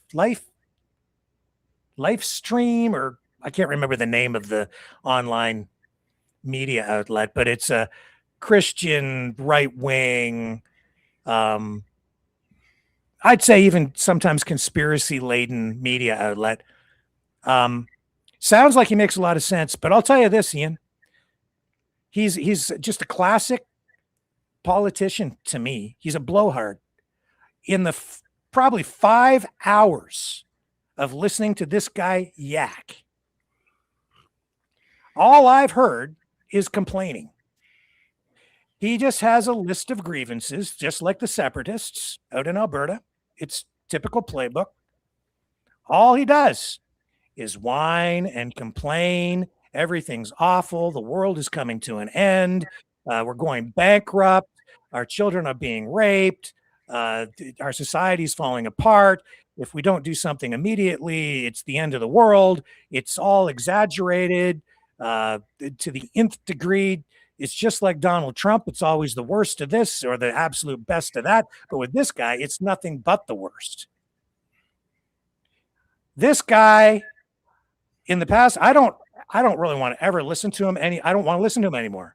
He's depressing, but more than that, he gets people angry. And that's why people follow him, because especially with media, that's what people click on. That's what generates views. That's what he's going for. And this, and people who follow this, people who hitch their wagon to this star, I'm telling you, huge mistake. History will judge. Morally fall so far.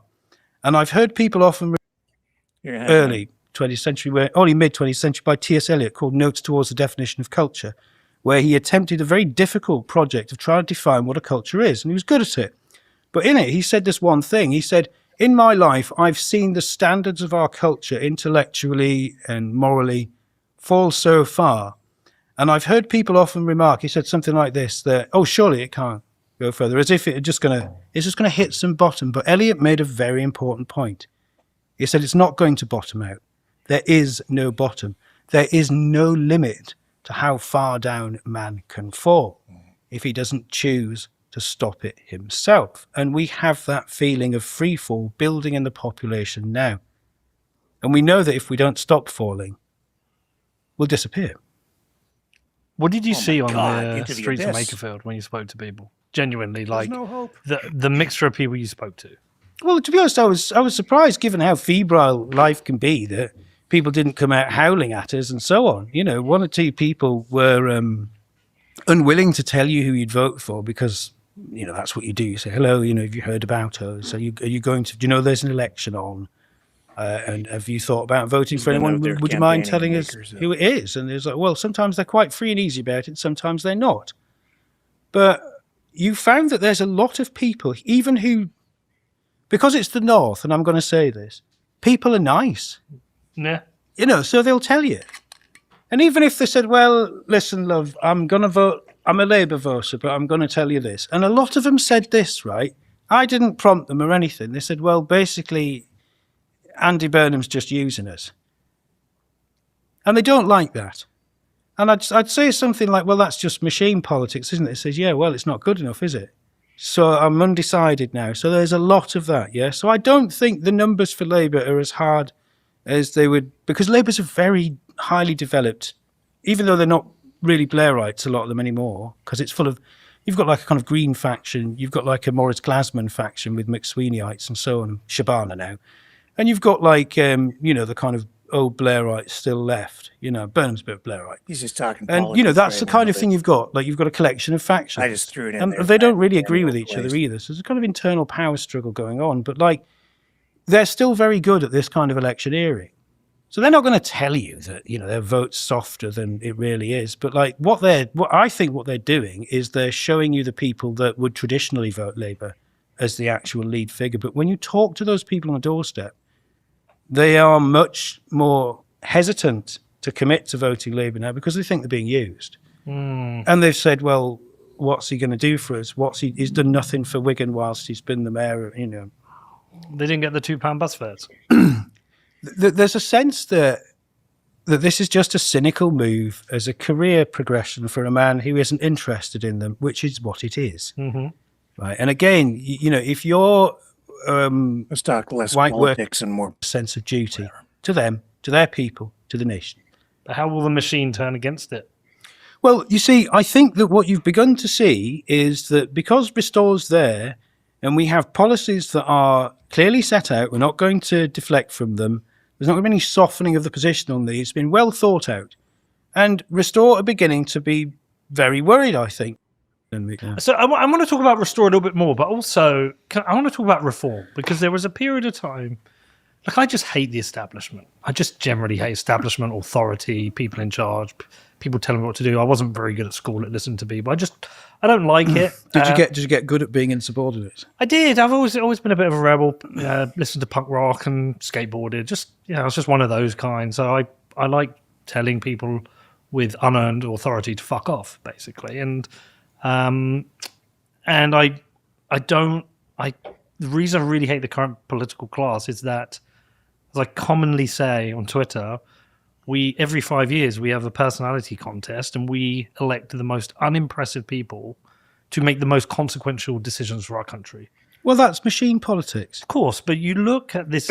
Which is evil, by the way. Oh, I agree. I mean, and Ian Dunt wrote this great book, How Westminster Works and Why It Doesn't, just exposing the incompetence and stupidity of these people. And you look at, I mean, Keir Starmer to me is, I'm sure people say he's a good guy. Just see a beige, unimpressive man with no obstacle. If you've got a project where you want to make this international standard political economic order the only thing in the world that has no competing explanatory power, then you've got to get rid of institutions and beliefs and traditions and culture and religion that stand in that way. So I try and get people to understand that was the idea. That what you're really looking at is you're not really looking at what people call woke. You're not really looking at people who genuinely believe in progressive causes. If you look at it all, what the actions are at scale, economically, politically, and socially, it is to produce an internationally standard culture. It's to standardize the globe under one system, one ruling elite that has one set of beliefs and one, if you like, placeless architecture, which you can see emerging around you, that translates somewhere into everywhere and therefore nowhere. Like an international bourgeoisie. An international nowhere land. Whatever. Yeah, it sounds like an international dystopia. look, I can get into this stuff in more depth.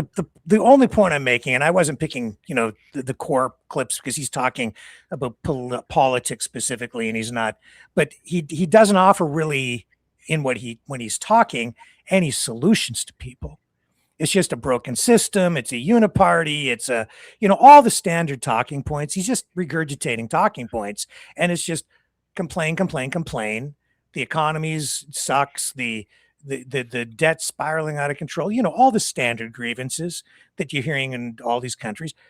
I tire of it, but I'm going to show you that what they're promising, what they're promoting, is not what they're telling you. Mm-hmm. Any thoughts before we get into that? Well, I'd say that this guy, if Nietzsche would be here, he would tell you that he's an absolutist absurd. Well, he's a Christian. He's a cultural Christian nationalist, is what he is. That's what he writes for. That's what he writes. That's what he advocates for. He's a cultural Christian nationalist, not an ethno-Christian nationalist, cultural. So it's a little bit different. But the point here is that these guys claim that they are, say, like, against digital ID and facial recognition. You heard Rupert Lowe talking about deporting people, right? These same themes keep popping up, whether it's in the Trump administration, whether it's in Alberta separatism. It is one of the core issues for all of them. There's some of these issues and concerns are valid, as we've, in my opinion, people have some valid concerns because of the culture shock, because of the impacts that it has on communities when it goes too far, right? But how you deal with it is important. Mm. So let me just begin to show you here. They say that they're against, then they promote this in their plan. I showed you the Alberta Prosperity Project plan. These guys also have a plan at Restore Britain, not Reform, which is the Nigel Farage group. These guys have started their own. This is Restore Britain. They have a plan, and I've got the whole section, the PDF open here on mass deportations, which is just one plank in their policy plan. And it's an important plank because it really forms the backbone of the whole thing.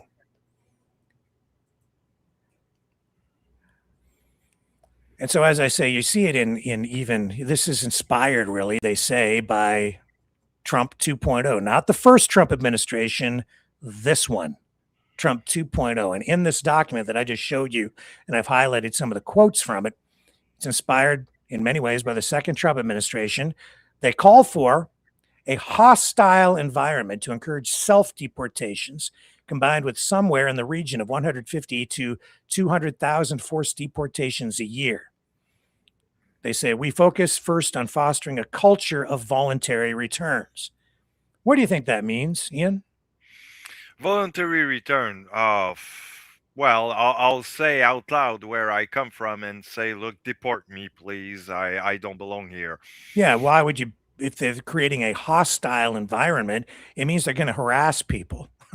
That's what it means. They're going to get the brown shirts out and go hunting people down and just making life miserable for them. They're going to make it hard to get a job. They're not going to make it pleasant to live there.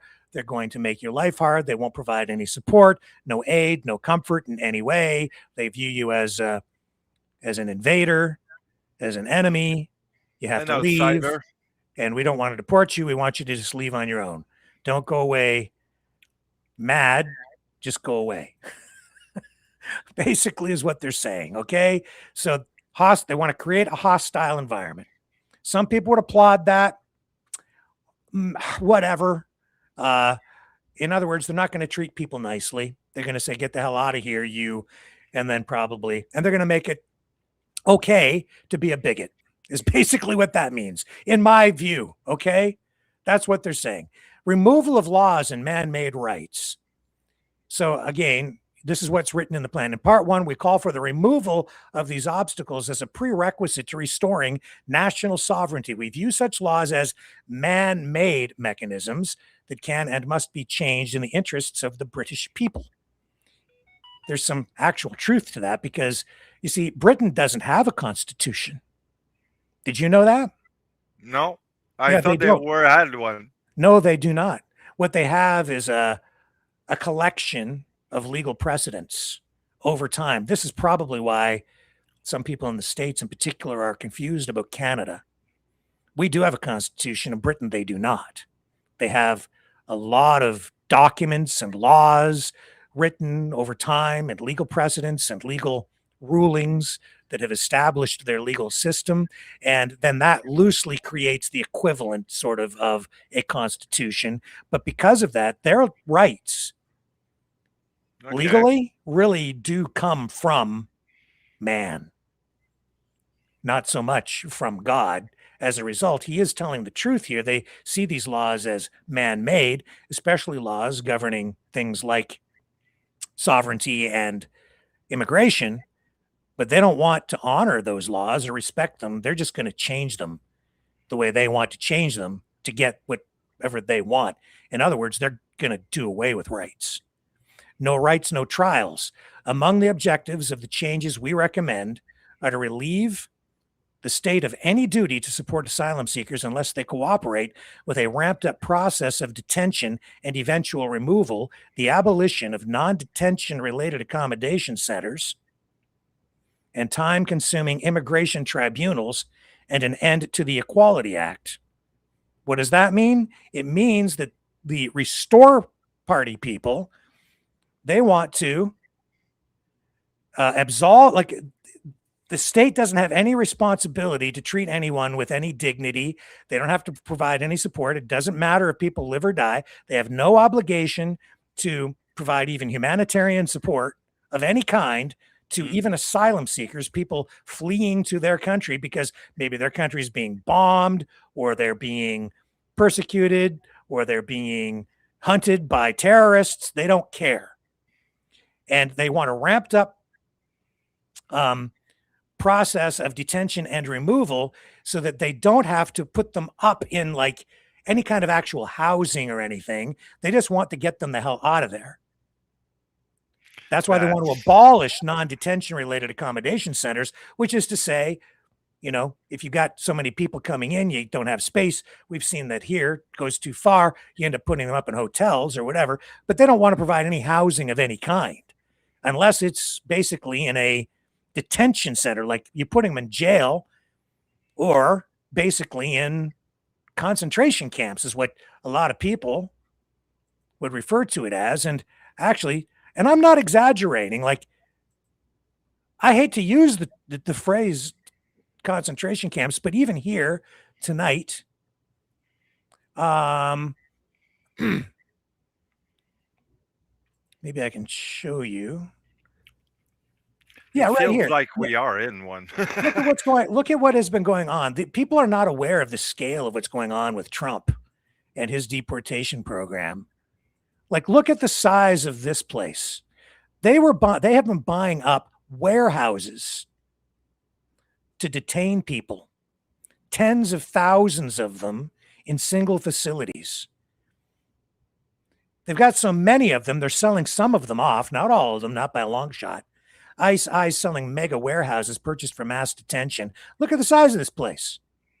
Wow. That's in Salt Lake City. Photograph from April 9th. This is what they've been buying up. Airplanes to fly them out. Kristi Noem, no longer the head of that department, right? But Mark Wayne Mullen, just kind of a simpleton. It's true. He's in charge of the place now, but they're making some changes. They're going less visible. They don't want as much attention focused on them because of all the negativity that resulted from their attempt to turn their deportation program into a reality social media program. Excuse me.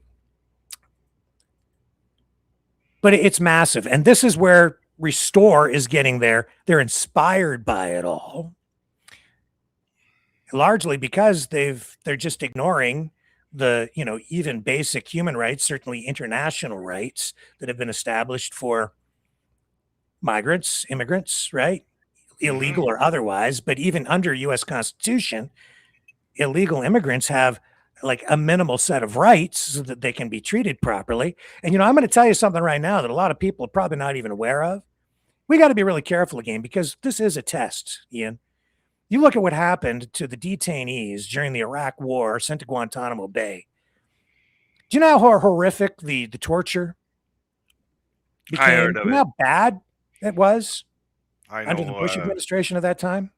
I heard of it. It was ugly. It was disgusting. A lot of people died. A lot of people did actually, basically became dismembered at some point. Horrific. They I mean, waterboarding was one of the most prominent, or one of the things that got the most attention in the media. But they did things that were so unspeakable the media didn't want to talk about it, like rectal feeding. That means, do you know what that is? You can figure out what that is, right? It means you get dinner, but you do not get it through your mouth, man.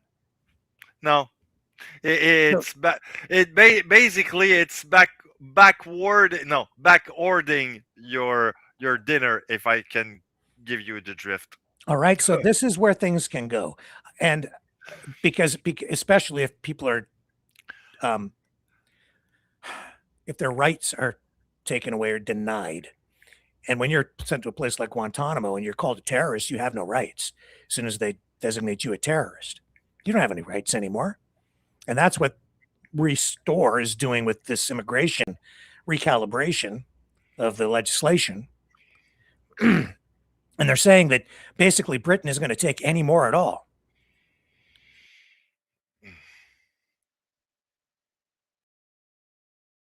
Because there's this safe third country rule or agreement among Western countries, where if you have immigrants coming to your country, they're supposed to, the first safe country that they come to is the one that is supposed to take them in.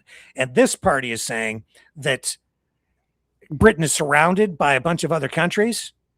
So they're not going to take any more. They want all the countries around them to take them in and be responsible for them. Because they say in the document, given that every one of Britain's immediate neighbors is presently classed as a safe country, this would effectively mean scrapping our whole asylum system. So they're not going to take any more. Oh, and then they say that they're against digital ID and they're going to protect British citizens, and you won't have to, they're not going to use digital ID for you, but they are going to use digital ID to track immigrants and determine if they're illegal or legal or whatever. So e-visas will be used as the only acceptable proof of legal residency for non-British citizens, with strict audits on gig economy platforms where illegal workers thrive. So that means that if you're in the country and you're an immigrant, if you are there legally, they're going to issue you an e-visa and basically a digital ID card. Yep. Okay, or they're going to chip you or whatever in electronic visa. To work, you have to show this digital ID. To move about, you're going to have to show your digital ID everywhere you go. But it's only for non-British citizens, and it's going to be used for when you go to work, even if you try to rent a place to live, anything you do, they track you at this. You have to show it everywhere. This is digital ID tracking applied to a human being.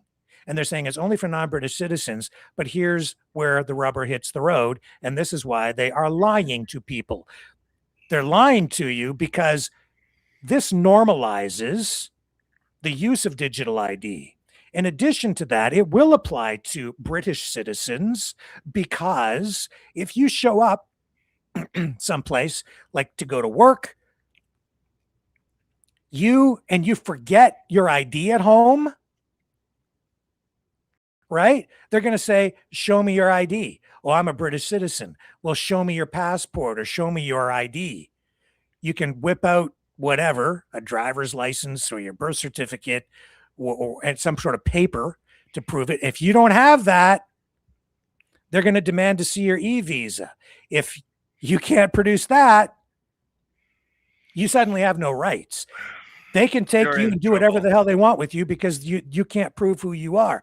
And you might think that's hyperbole or exaggeration, but that is exactly where this can and likely will go, especially given the volume of people that they want to actually deport.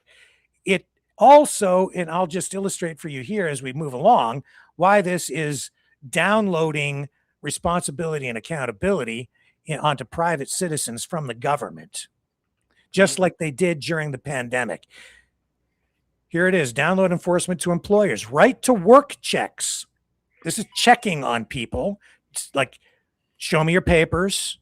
Show me your papers, right? Show me your ID. Exactly what I wanted to go to. Yeah. And they're downloading this onto employers, and they're going to download it onto merchants, just like they did during the pandemic.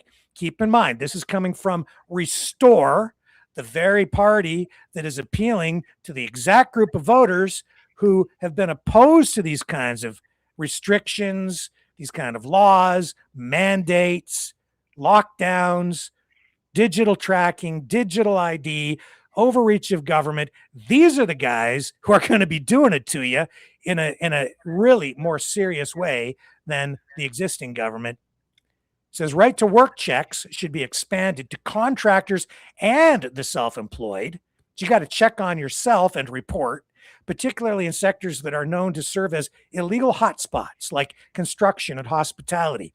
Basically, they're going to send, their goons down there to go around and check everybody's papers and start rounding people up. And if you can't show your e-visa, if they don't, whatever, they're going to be throwing you in the back of a truck. Non-compliant employers must face heavy fines or jail. Future government contracts should also be handed out on the strict condition that private companies enlisted for their services can demonstrate compliance with the hostile environment. This is part of the hostile environment. Hostile not just to the immigrants, Ian, to the employers, to the people who hire people, job creators, business owners.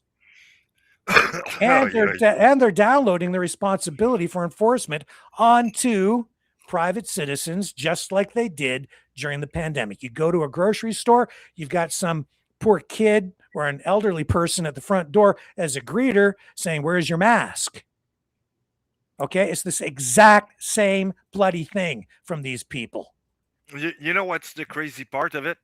It's that during COVID, okay, you have the podcasters of everywhere you want to find it that was looking at those restrictions, that was making analogy with 1930s, the show me your paper kind of situation that we were getting during COVID. And now they're doing it to you without even asking question. I mean, how preposterous is that? It's awful. This is terrible. And they're downloading enforcement to landlords.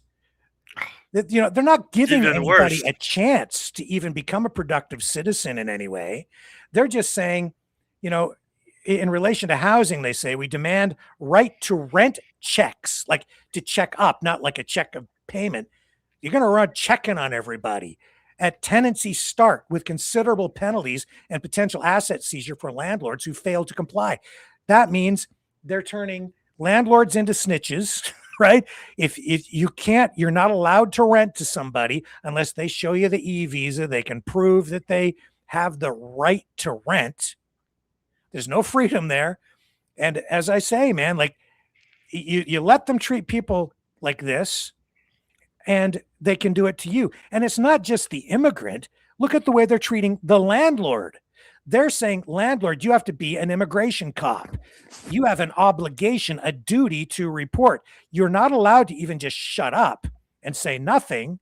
You have to become involved in enforcement and report people. Snitch on your neighbor. That's what that is. And this is in UK. So imagine if that comes in Alberta, guys. Are you going to love it? No. There are elements of this in the APP plan too. Weaponized domestic banking system. In banking, this is the top titles are mine, okay, to explain what they're getting at here. But they're gonna freeze bank accounts, confiscate money from people that they deem to be illegals. In banking, we propose, and they're going to use biometric checkups for accounts and closing any with a valid status. Like, there won't be a trial. You don't have any rights. You don't get to, go to court. They're just going to do it. And there won't be an appeal. It says a remittance tax on countries that refuse to take back their own citizens should also be levied to raise deportation funds and pressure uncooperative governments. You don't take these people into your country. You don't take them back or take these people that we're sending to you. We're going to sanction you. We're going to tax you, this country. We're going to confiscate your funds. We're going to use the SWIFT system or whatever to freeze even international bank accounts and turn this into an international enforcement tool. Digital social shamings and humiliations. Says we also envision an app, like a digital app or portal offering reintegration aid to be promoted through PR campaigns and embassy 12 executive summary partnerships. What are they getting at here? Publicizing enforcement and embedding support in community rules will boost compliance. In other words, you're looking for a migrant. They're going to put pictures up everywhere. It'll be like a most wanted list, or people who don't comply.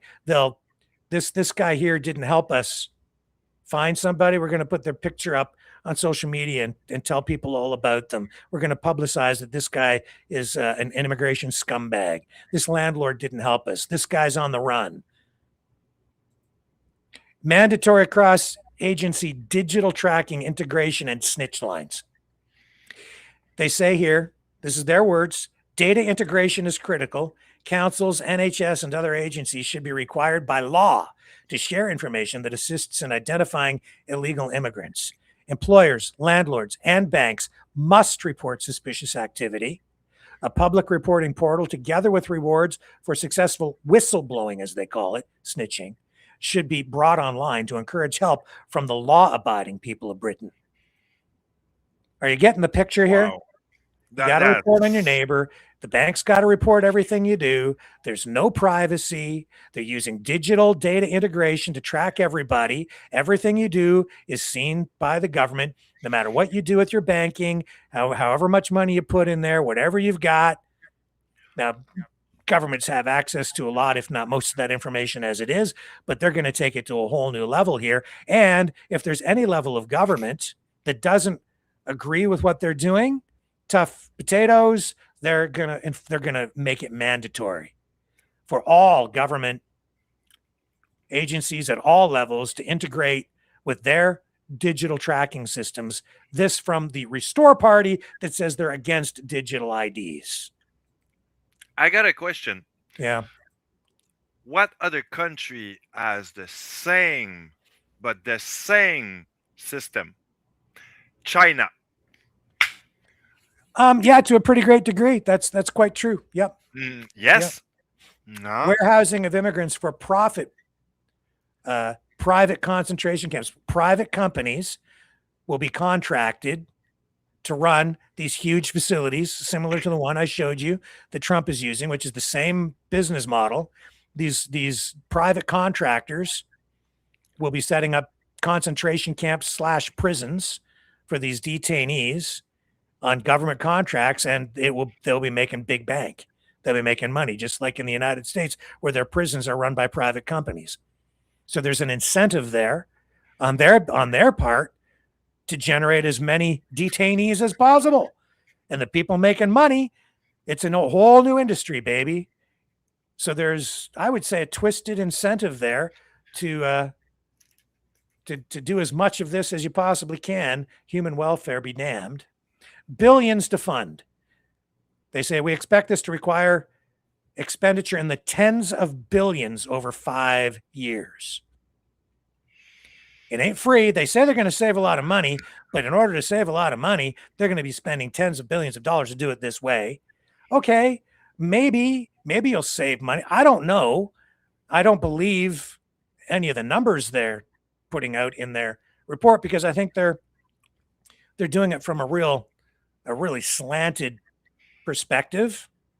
They've got their political objectives here, and they'll massage those numbers to say whatever they want them to say, but they are acknowledging it'll take billions of taxpayer dollars to fund it.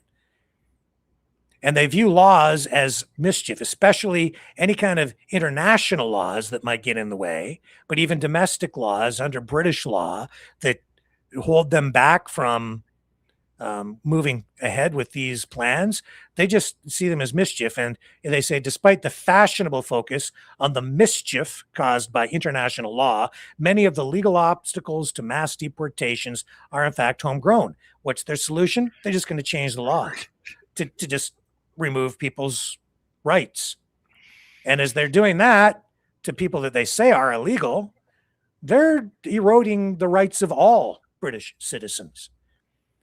It says here, like, eliminate restrictions on indefinite detention, no habeas corpus. That's my headline, my words. They don't make specific mention to habeas corpus, but that's what they're doing. They're suspending it. They plan to.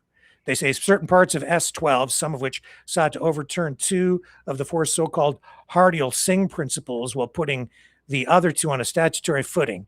All 4 principles are rooted in a common law ruling from 1983, 20, and applying consequential limits to the detention of immigrants, including illegals. They present a clear obstacle to mass deportations.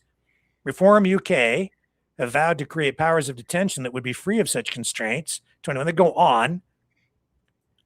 So Reform kind of applying things here too and calling for changes on this front. But Restore going even further. Basically what they're getting at here, Ian, is these laws that they're referring to, they pertain to some precedent-setting legal cases.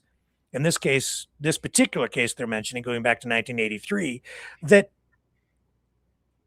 prohibit the government from taking a human being, putting them in a prison with no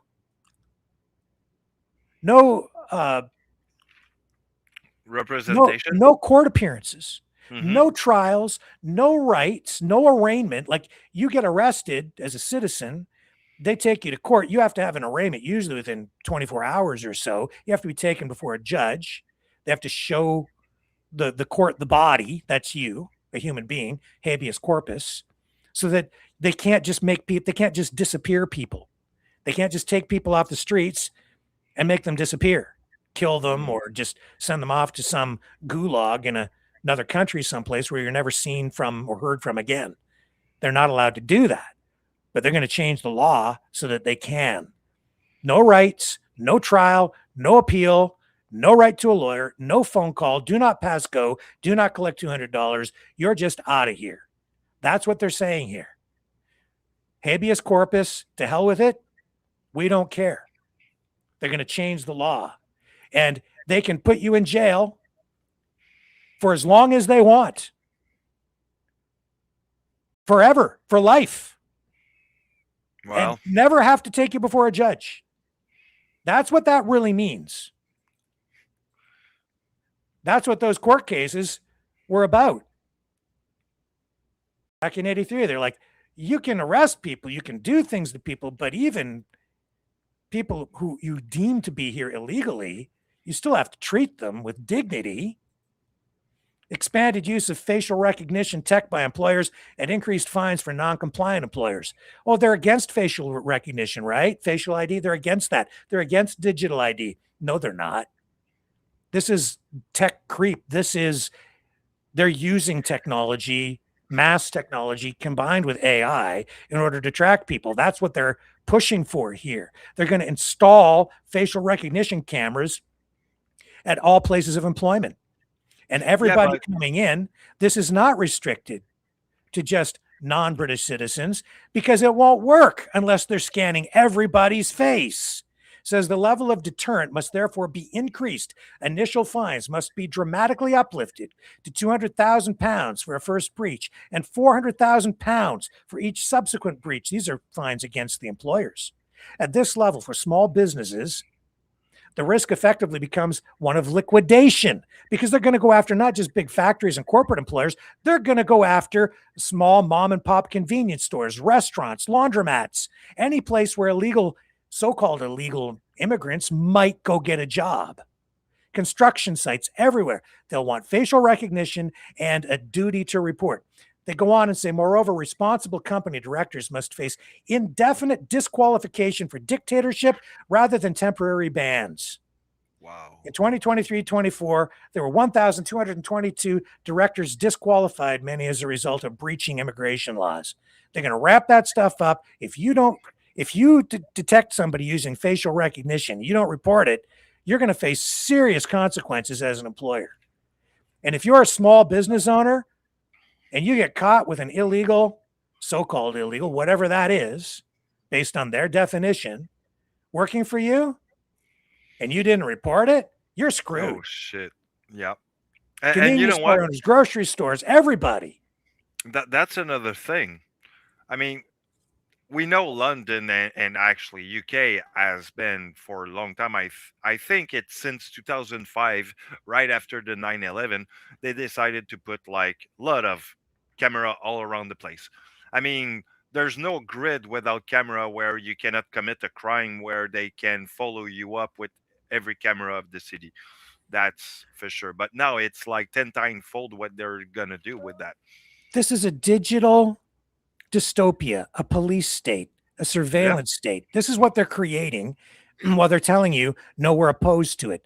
And they're doing it through emotion by demonizing immigrants. And yes, I think that there are some legitimate concerns there, but they're dehumanizing these people, making you think of them as invaders to justify this treatment, normalizing this increased use of surveillance tech. Here they're saying no help for the homeless. Councils should be under no obligation, legal, financial, or moral, to house, assist, or prevent homelessness for illegal migrants. Instead, responsibility should fall directly on the Home Office, which can provide holding accommodation pending removal. And that means you don't help them find a place to sleep, or you don't give them a tent. You certainly don't put them up in an apartment or a hotel. No, again, do not pass go, do not collect $200. You are going straight to prison. That's what that means. Accommodation in a holding accommodation, a prison, concentration camp. So becoming homeless now would be... Is a crime. Is a crime. Okay. That's right. Restrict access to health care. So you get in an accident, somebody runs over you with a car, your arm gets chopped off, they're not going to help you. They say the ease with which illegal migrants are currently able to access primary and indeed secondary health care remains a significant factor behind the large unauthorized population. Okay, that can be an issue. There are other ways to deal with it than just saying, I don't care if you're dying. Okay, we're just going to let you die. You don't belong here. Don't speak English. Sorry, can't help you. Mandatory reporting for small businesses for greater digital tracking, car washes to restaurants, reporting job applicants. They say the law must be amended so that employers are required not only to deny employment, but to report the information of applicants unable to prove any legal right to work. The same obligation must be placed on landlords and letting agents who cannot verify a tenant's right to rent, as well as on financial institutions. You go in there looking for a job, somebody don't like you, they're going to report you as an illegal immigrant. You might just have immigration guys showing up on your doorstep. I don't know, all kinds of bad things can happen from this, but they're again putting all of the enforcement, the onus for enforcement on employers, even small businesses, car washes, restaurant owners, all kinds, any kind of a business. And if you don't report them, again, you can be charged with a crime. Why didn't you report this? He applied for a job. He couldn't show you his e-visa. Why didn't you report this person? Now that's a crime. They're going to track it back to you. You're screwed. You're going to be paying a big penalty. you might lose your business. Trump's model in the United States, ICE detention facilities, they say in this Restore Britain plan, the ICE detention facilities are able to hold almost 60,000 individuals, each one, 3,000% more than the size of the British estate. 154, 59, 1,500, I don't know what that number is that's broken up from whatever they had there. 154, 59 new facilities have opened since Trump retook office. 155 America now boasts 190 such operational facilities. Okay, so there are 190 of them. It can hold as many as 60,000 apiece, I guess, in some cases, right? Because you see the size of that warehouse that I showed you. 156, 90% of facilities are operated by for-profit companies such as Geo Group and Core Civic. I think these 157 numbers, and that, I think they're footnotes or something. All of this serves to demonstrate what can be accomplished by an incoming government with a steadfast commitment to combating illegal immigration. Oops, I lost it. Hang on. That's crazy. I'd lost my tab. I got to bring it back up. Hang on. Some people were happy about this. I understand the immigration issue, man. But again, like I keep saying, it's how you treat people. It's how you treat people, how you do things. You can deal with things in a constructive, positive way, or you can do things in a way that cause you to lose your soul. Yeah, and I know some friends that, well, probably also Mavericks who wants to probably go to see their family and probably move back to UK. But reading all that, I'm scared for you guys that want to have that idea. Please stay home. It scares me because I see where it has led in the United States to, so much division, violence, even American citizens being shot in the streets. And then the behavior of the Trump administration in response to it. It's not our fault. That person was not behaving properly at this protest and making stuff up. And just yesterday we saw an ICE agent arrested on charges of related to shooting a suspect in a leg and then lying about it. This is terrible. I don't know. It's just terrible. Oh, we're not in a great time, I think.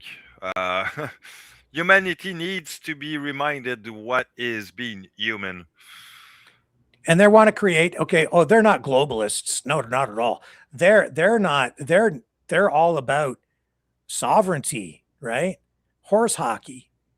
They literally talk about creating a deportation NATO with collective lifetime bans. It says Britain should therefore initiate the first steps across Europe and the wider West to establish a collective border security coalition, a kind of deportation NATO, as it were. Its chief purpose would be to deploy collective leverage, an organized, explicit, and escalatory chain of measures from visa sanctions to lifetime re-entry, Foreign, Commonwealth, and Development Office, Statistics on International Development, Final UK. These are references to source material. Okay, so if I do understand that right, basically, if I would go to one of those, like in England, I get deemed to be illegal. All NATO's country, all Commonwealth, all the participating countries will also consider me as a banned person. You can't ever go there again. Lifetime ban. You get deported from Britain. You ain't going to any of these other EU countries ever. You're probably not coming to Canada, any other country. The United States will participate. They want the U.S. involved. You won't be able to go to any of these countries ever. I'm Canadian, and I would be an illegal in UK, and I would probably not come back to Canada. What the okay, that's very true. That's right. I checked it out. If you're Canadian, okay, yeah, It could definitely affect you. They want 1.8 million, maybe more. They want to deport 1.8 million people in just 2 years. That's extremely aggressive. That's a lot of rounding up. Man, oof, my brain's hurt. Okay, like, so, I'm just, but here's the question. Who is illegal? They both do speak English. Right. Hold on, I got so bad at I got a English so bad. I'm probably going to be one of those. Well, yes, this is the point. Okay, these are the people that they will deport if you fail to integrate. That's pretty broad, vague. I was trying to get more deep. Like, what does that even mean? You're not integrating. You're deported. It's written in, all of this stuff is written in very vague, broad terms so that they can basically deport anybody they want. Live in social housing. I mean, I live in the social housing right now, paying 25% of my revenue because I went out of street and I play with the system. But if you're deemed to be an illegal immigrant, you're not allowed to rent anyway. And if they catch you renting in social housing, because that's maybe what you could afford, they're not going to provide you any assistance. You're not allowed to live in a government subsidized, geared to income, none of those kinds of programs. You can't live any place. This is the whole thing. They've rigged it all so that it's impossible for any kind of an immigrant to integrate anyway. I can tell you something about the system in Canada, for example. Okay, I know because when I went to the shelter, there's a lot of that. Okay, yeah, you have some immigrant that comes around here that has a visa for working and whatnot, but have hard time as hell to get an apartment. Yeah. What do you think happens to them? They get to a shelter. The shelter system help them to not allowed to stay there. Can't stay at a shelter. That's social housing. You're not allowed to do that. So if you're an illegal immigrant, you're not allowed to be homeless. You're not allowed to go to a shelter. You're not allowed to live in socialized housing of any kind. No, like at all. Right? Yep. You're not. They're going to make it hard, if not impossible, to get a job. You can't work. There's nothing. You can't. If you make any money, you can't participate in the banking system. You have to deal strictly in cash. If you try to do anything with a bank, they'll turn you in. If you try to spend it any place, they'll turn you in. If you try to work anywhere, they'll turn you in. This is the hostile environment. They're going to send people out to harass you. I'll read the list here. If you fail to integrate, that could mean just about any bloody thing. If you don't like or actively hate British culture or way of life, and then in brackets, and wish to do us harm, what does that mean? You don't like Britain? You don't like, you can't be critical of Britain in any, again, they can apply that in any way they want. If you refuse to work, or if you're not working, if you lose your job, okay, if the business you're working at goes out of business, you get fired, whatever. It could be for any reason. You lose your job, you're out of here. This because they're not just going to apply these standards to the first wave or the illegal immigrants, the asylum seekers, like people who show up in a boat unannounced because their country got bombed and their home got blown up. Okay, those are the people who are asylum seekers largely. You can apply whatever arguments you want, but the point is, after they're done going through those people, they're going to go to the next level, is what they're saying. And then they're going to start to look at people who are here on visas. And if they don't comply with this criteria, if they don't meet the standard, they're going to deport all those people too. Not just people who arrive illegally, as they put it, but they're going to make other people illegals, because they're going to say, you don't speak English. And even though you've got the legal right now to work, you don't anymore because you're unable to speak English. Well, what's the standard for speaking English? They don't have one. Right now they do. They have a test that you can take. They don't have a test. It's arbitrary. They can just listen to you. And if your accent is too heavy, you're out of here. If you live in social. So now they're going through people, not just people who show up unannounced. These are people who have been here for a while, people who have been working in the community that could have been here for years. Then they go down. If you're living in social housing, you got to leave. If you're claiming benefits of any kind of social benefits, you're gone. If you commit any crime, including lesser offenses, you're out of here. You could, I guess, get a speeding ticket and be deported. It could be for anything, literally anything. It's arbitrary.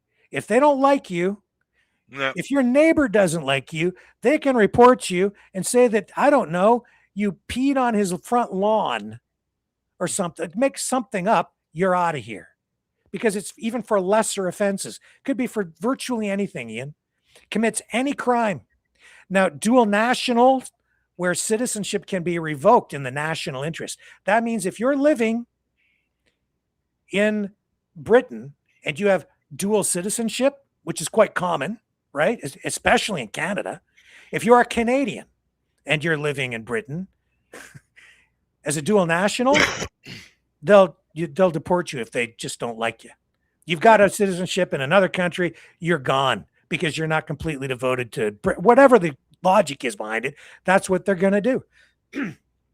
So anybody with dual citizenship, I think of a friend of mine who has many friends actually who have dual citizenship in Canada. And just because you have that, you'd be deported.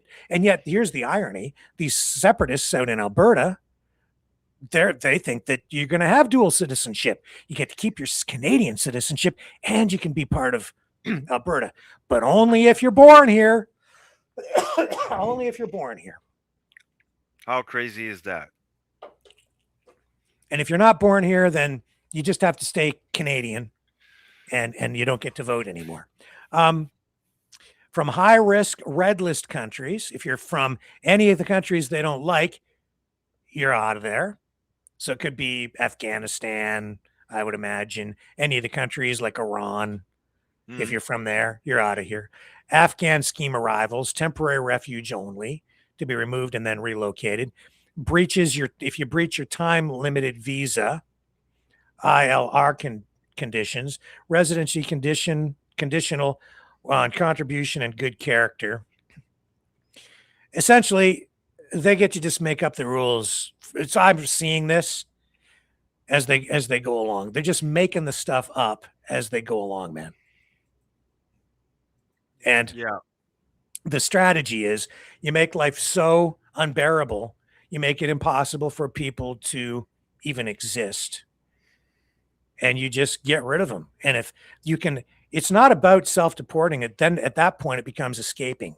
Now you have to escape from Britain, hopefully before the immigration people pick you up and throw you in a mass detention center or concentration camp where you don't know really how you're going to be treated. Well, you won't have any rights. You could be kept there indefinitely, treated who God knows how. They're not under any obligation to provide any kind of accommodation. So honestly, if they change the law that way, they don't know how to feed you. And if they don't, people die, they don't care. They won't be held accountable because they have no obligation to take care of people. Don't tell me that these guys have the goddamn answer. They don't give a flying fart about human beings. These people are terrible. Frank Reich and okay? I'm disgusted. No, that guy is not. He's not a nice guy. He's just a fork-tongued serpent who's pretending to have answers to very complex problems, some of which are the result of the actions of Britain and Canada and the United States and our countries, our people, our governments that we have to accept responsibility for, because we as people in democratic nations have to be responsible for what our elected officials do, not just wash our hands of responsibility and accountability. We have to vote correctly. And if they're not doing their jobs, we hold them accountable. That's why we live in a free country. These people don't give a damn. because they are the politicians. They are the people who are the authoritarians. They're the ones doing it to us while pretending they've got the solution. They created the goddamn problem. Now they're pretending they have the solution, but the solution is to lock us down, take away our rights by taking away those rights of those other people who are the most vulnerable. And by doing that, they're screwing us all over. Yep. Wake the hell up. You know, guys, and Rick, you're right. You think that COVID was fun? Well, wait a minute. I got a fridge to sell you to the Eskimos. Well, these people are worse than the people who they're pointing their fingers at. And the people who have the power now, there are problems. But these people are way worse. They're actually making it easier for the other people to do more things to us. They're normalizing all of it. They're enabling all of it while they're telling you that they're trying to protect us, and people are marching headlong into it. And a lot of them thinking, I'm awake, I'm aware, I figured it out, I'm a critical thinker. I'm not listening to those people over there. This Frank Reich guy's got the answer. Rupert Lowe's got the answer. Nigel Farage has the answer. Just get rid of all these people. All our problems will be solved. Oh, I see. I've heard that story before. We've seen it in history. Demonize that group of people over there. That's because when they do that, the people who really are causing the problems escape accountability because they've shifted all the blame for all the crap that they've done onto that group of people who never had any power to do anything to you to begin with. And they're just there because their houses got blown up. Yeah. I'm not sorry. Hello, Alberta. Hello, United States. Hello, Canada. Hello, frickin' Britain. Wake up. These guys are dangerous. I'd say even wake up Quebec.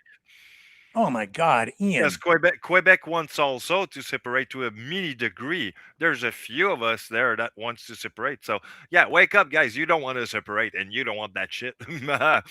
Well, we're against digital IDs. Yeah, that's right in their policy plan. And then on the next page, they're talking about using facial recognition, e-visas, and but it's only for those people over there. No, man, it won't work unless it's for everybody. That's the point. That's the technocratic perfectionist thing. It's the perfect technocrat speech. Basically, you can't restrict. Effective. It's for your own good, and it's safe. Mass surveillance, and by downloading the responsibility onto employers, that's the way they get around any kind of rights that people have as well, because it becomes a condition of employment. You want it, or shopping. You want to go shopping here? Show me your papers. Show me your digital ID. Or they're just going to scan your face. And they'll be scanning you. I mean, there's security cameras up all over the place. That is your facial recognition. They don't have to put up special scanners. They take your picture. It's feeding into the internet, or the matrix as it is now. And they've got AI processing things all the time. You think they're not tracking you? It's going on right now. Only they're going to weaponize it. Hey, they're going to find you. We're being tracked right now by being on the camera right now, and they know what we're doing. They listening to us. Yeah, that's exactly right, man. I don't know. It's disgusting, but wow, man, we're really in a dystopia. They don't have the answer. These guys are the goddamn problem. Ugh. Corporate dystopia. Sorry, a technocrat dystopia. Yeah, until recently, I wasn't paying much attention to them, but because my friend sent me some stuff, I was like, "Oh, what's this?" But I dig. I dig a bit. Oh, you did good. You don't have to dig very hard, but nobody does. Very few people. And again, back to Alberta. I mean, just this is There's no way people will vote for this if they know that this is what these people actually want. No bloody way. I can't see it. Who the hell would vote in favor of breaking up the country so that, especially if you weren't born there? I'm going to vote for separation. I wasn't born here, but I'm going to get a better deal. Yeah, you can't vote, right? You can't become a citizen of the new country. This is stupid. Alberta doing the same thing that UK basically. UK Alberta asking for only real Albertans. Alberta's asking people to deport themselves before they tell you that you can vote or you have no Albertan right because you don't belong in Alberta. But they'll keep you, right? But in UK, well, if you don't belong here, better deport yourself before the NHS get to get your ass. And if you're vaccinated, if you're vaccinated, they really don't want you. They want to get rid of you. And out in Alberta, okay, they haven't gone as far with the digital IDs and the EVs and stuff because they haven't thought that through as far on the deportation issue. However, on all fronts, they state right in the Alberta Prosperity Plan that they do want to use, they're planning on using artificial intelligence, and they make reference to it saying that they deliberately avoided government and business cost savings when they were calculating savings and how much taxpayers would save and how much more efficient the government would be. They're saying we didn't factor in artificial intelligence yet because they weren't sure how much of an impact that would have. So all the calculations they've made are based on the current system, but they say they avoided government and business cost savings while developing the plan, which could come from simplified tax codes, regulations,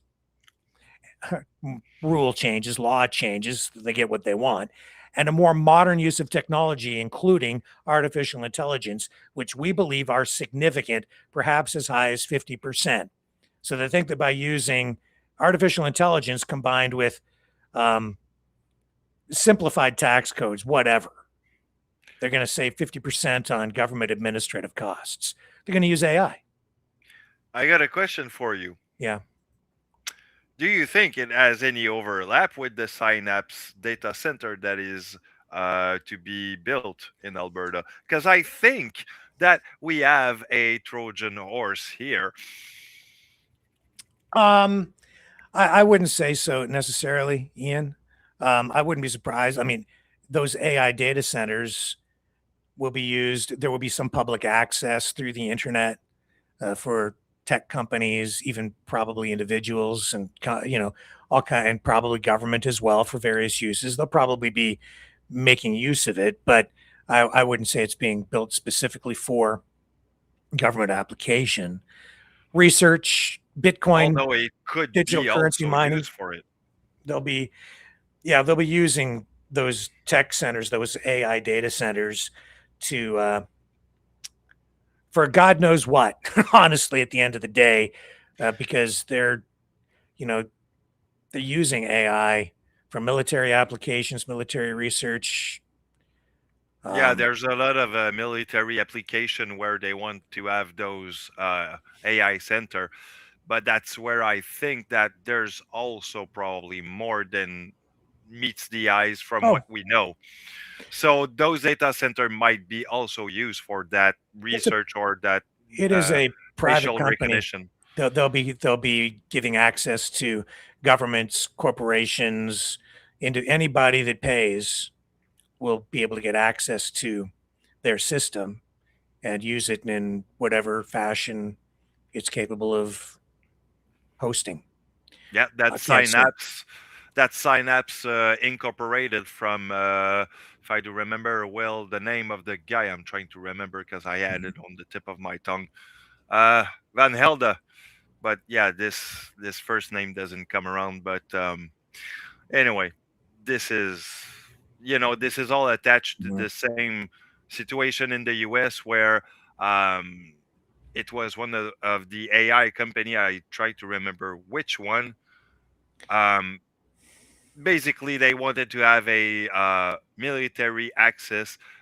They didn't want it. The government basically went to Synapse, and Synapse decided to get along with that. So Jason Elder is the name of the CEO of Synapse.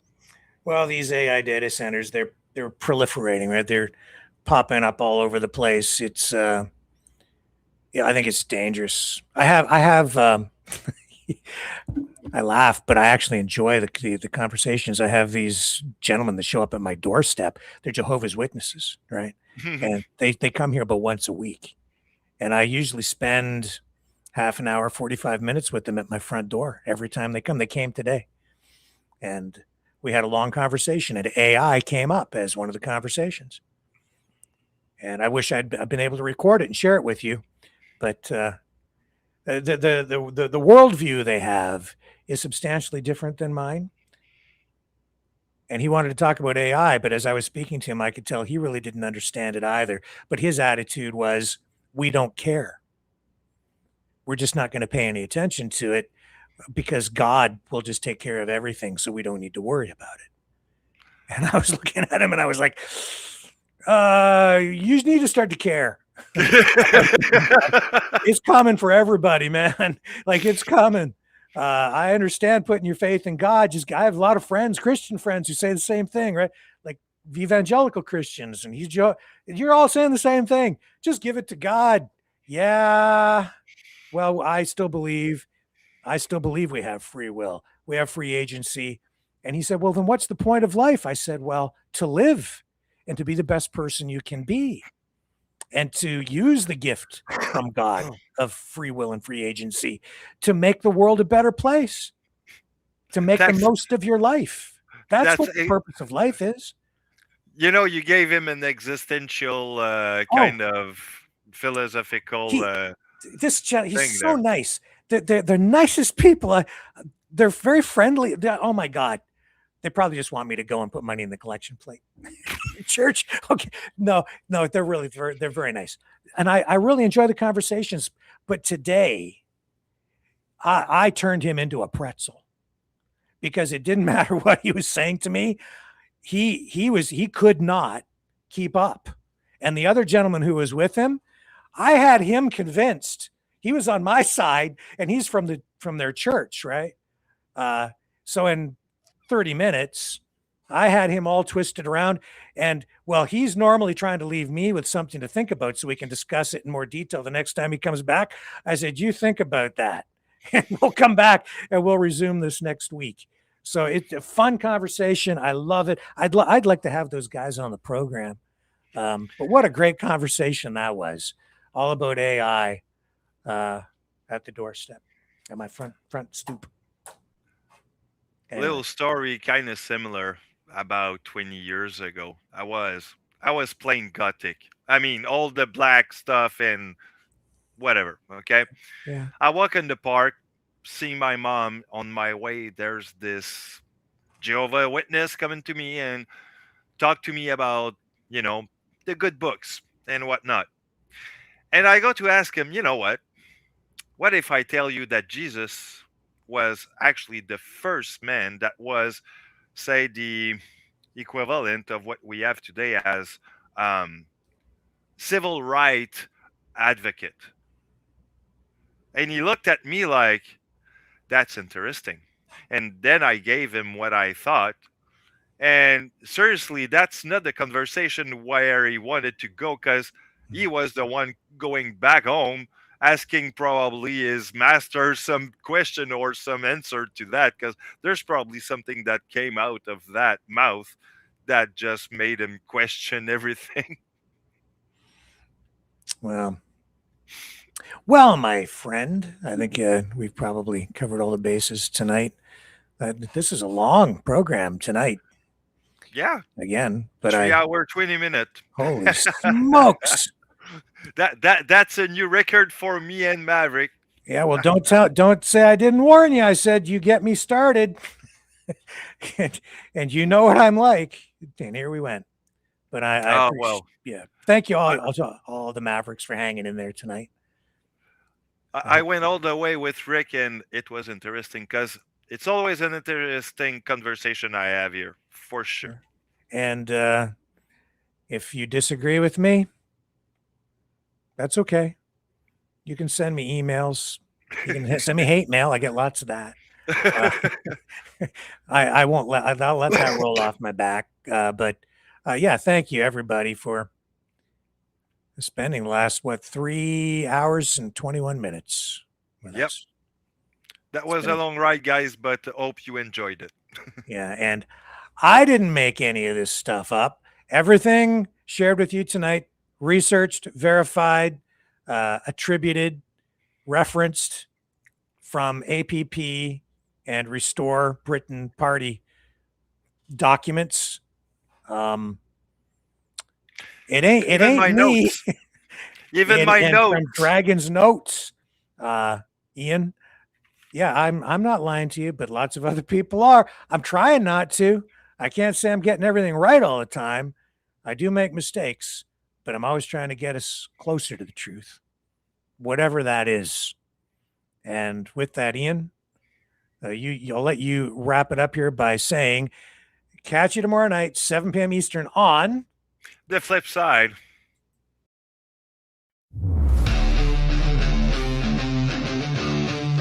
Welcome to the Matrix.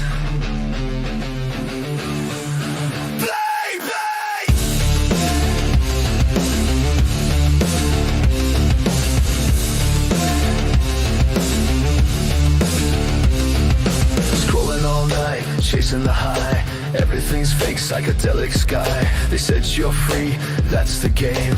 Different screen, always the same. You are what you believe, that's the key. Lock your mind, lose reality. If you believe it, it comes alive. Truth gets buried, nobody survives. The world is watching, brains are washing. Living the lie, glazed over eyes, hypnotized, zombified. Living the lie, no way to hide, truth denied. Switch it off, take back your mind. Living the lie. Same old story, louder now. Truth gets lost inside the crowd. Think you're awake, it's in your head. Different cage, dream is dead. The world is watching, brains are washing. Living the lie, glazed over eyes, hypnotized, zombified.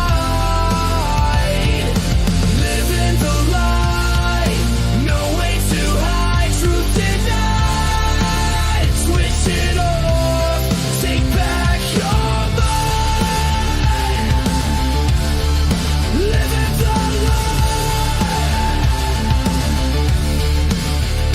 Break it down, shut it out, turn it off right now. Break the screen, cut the feed, take back what you need. Living the lie, glazed over eyes, hypnotized, zombified. Living the lie, too tired to fight. Wake up now, take it back tonight. Living the lie, living the lie. No more. Exit the Matrix.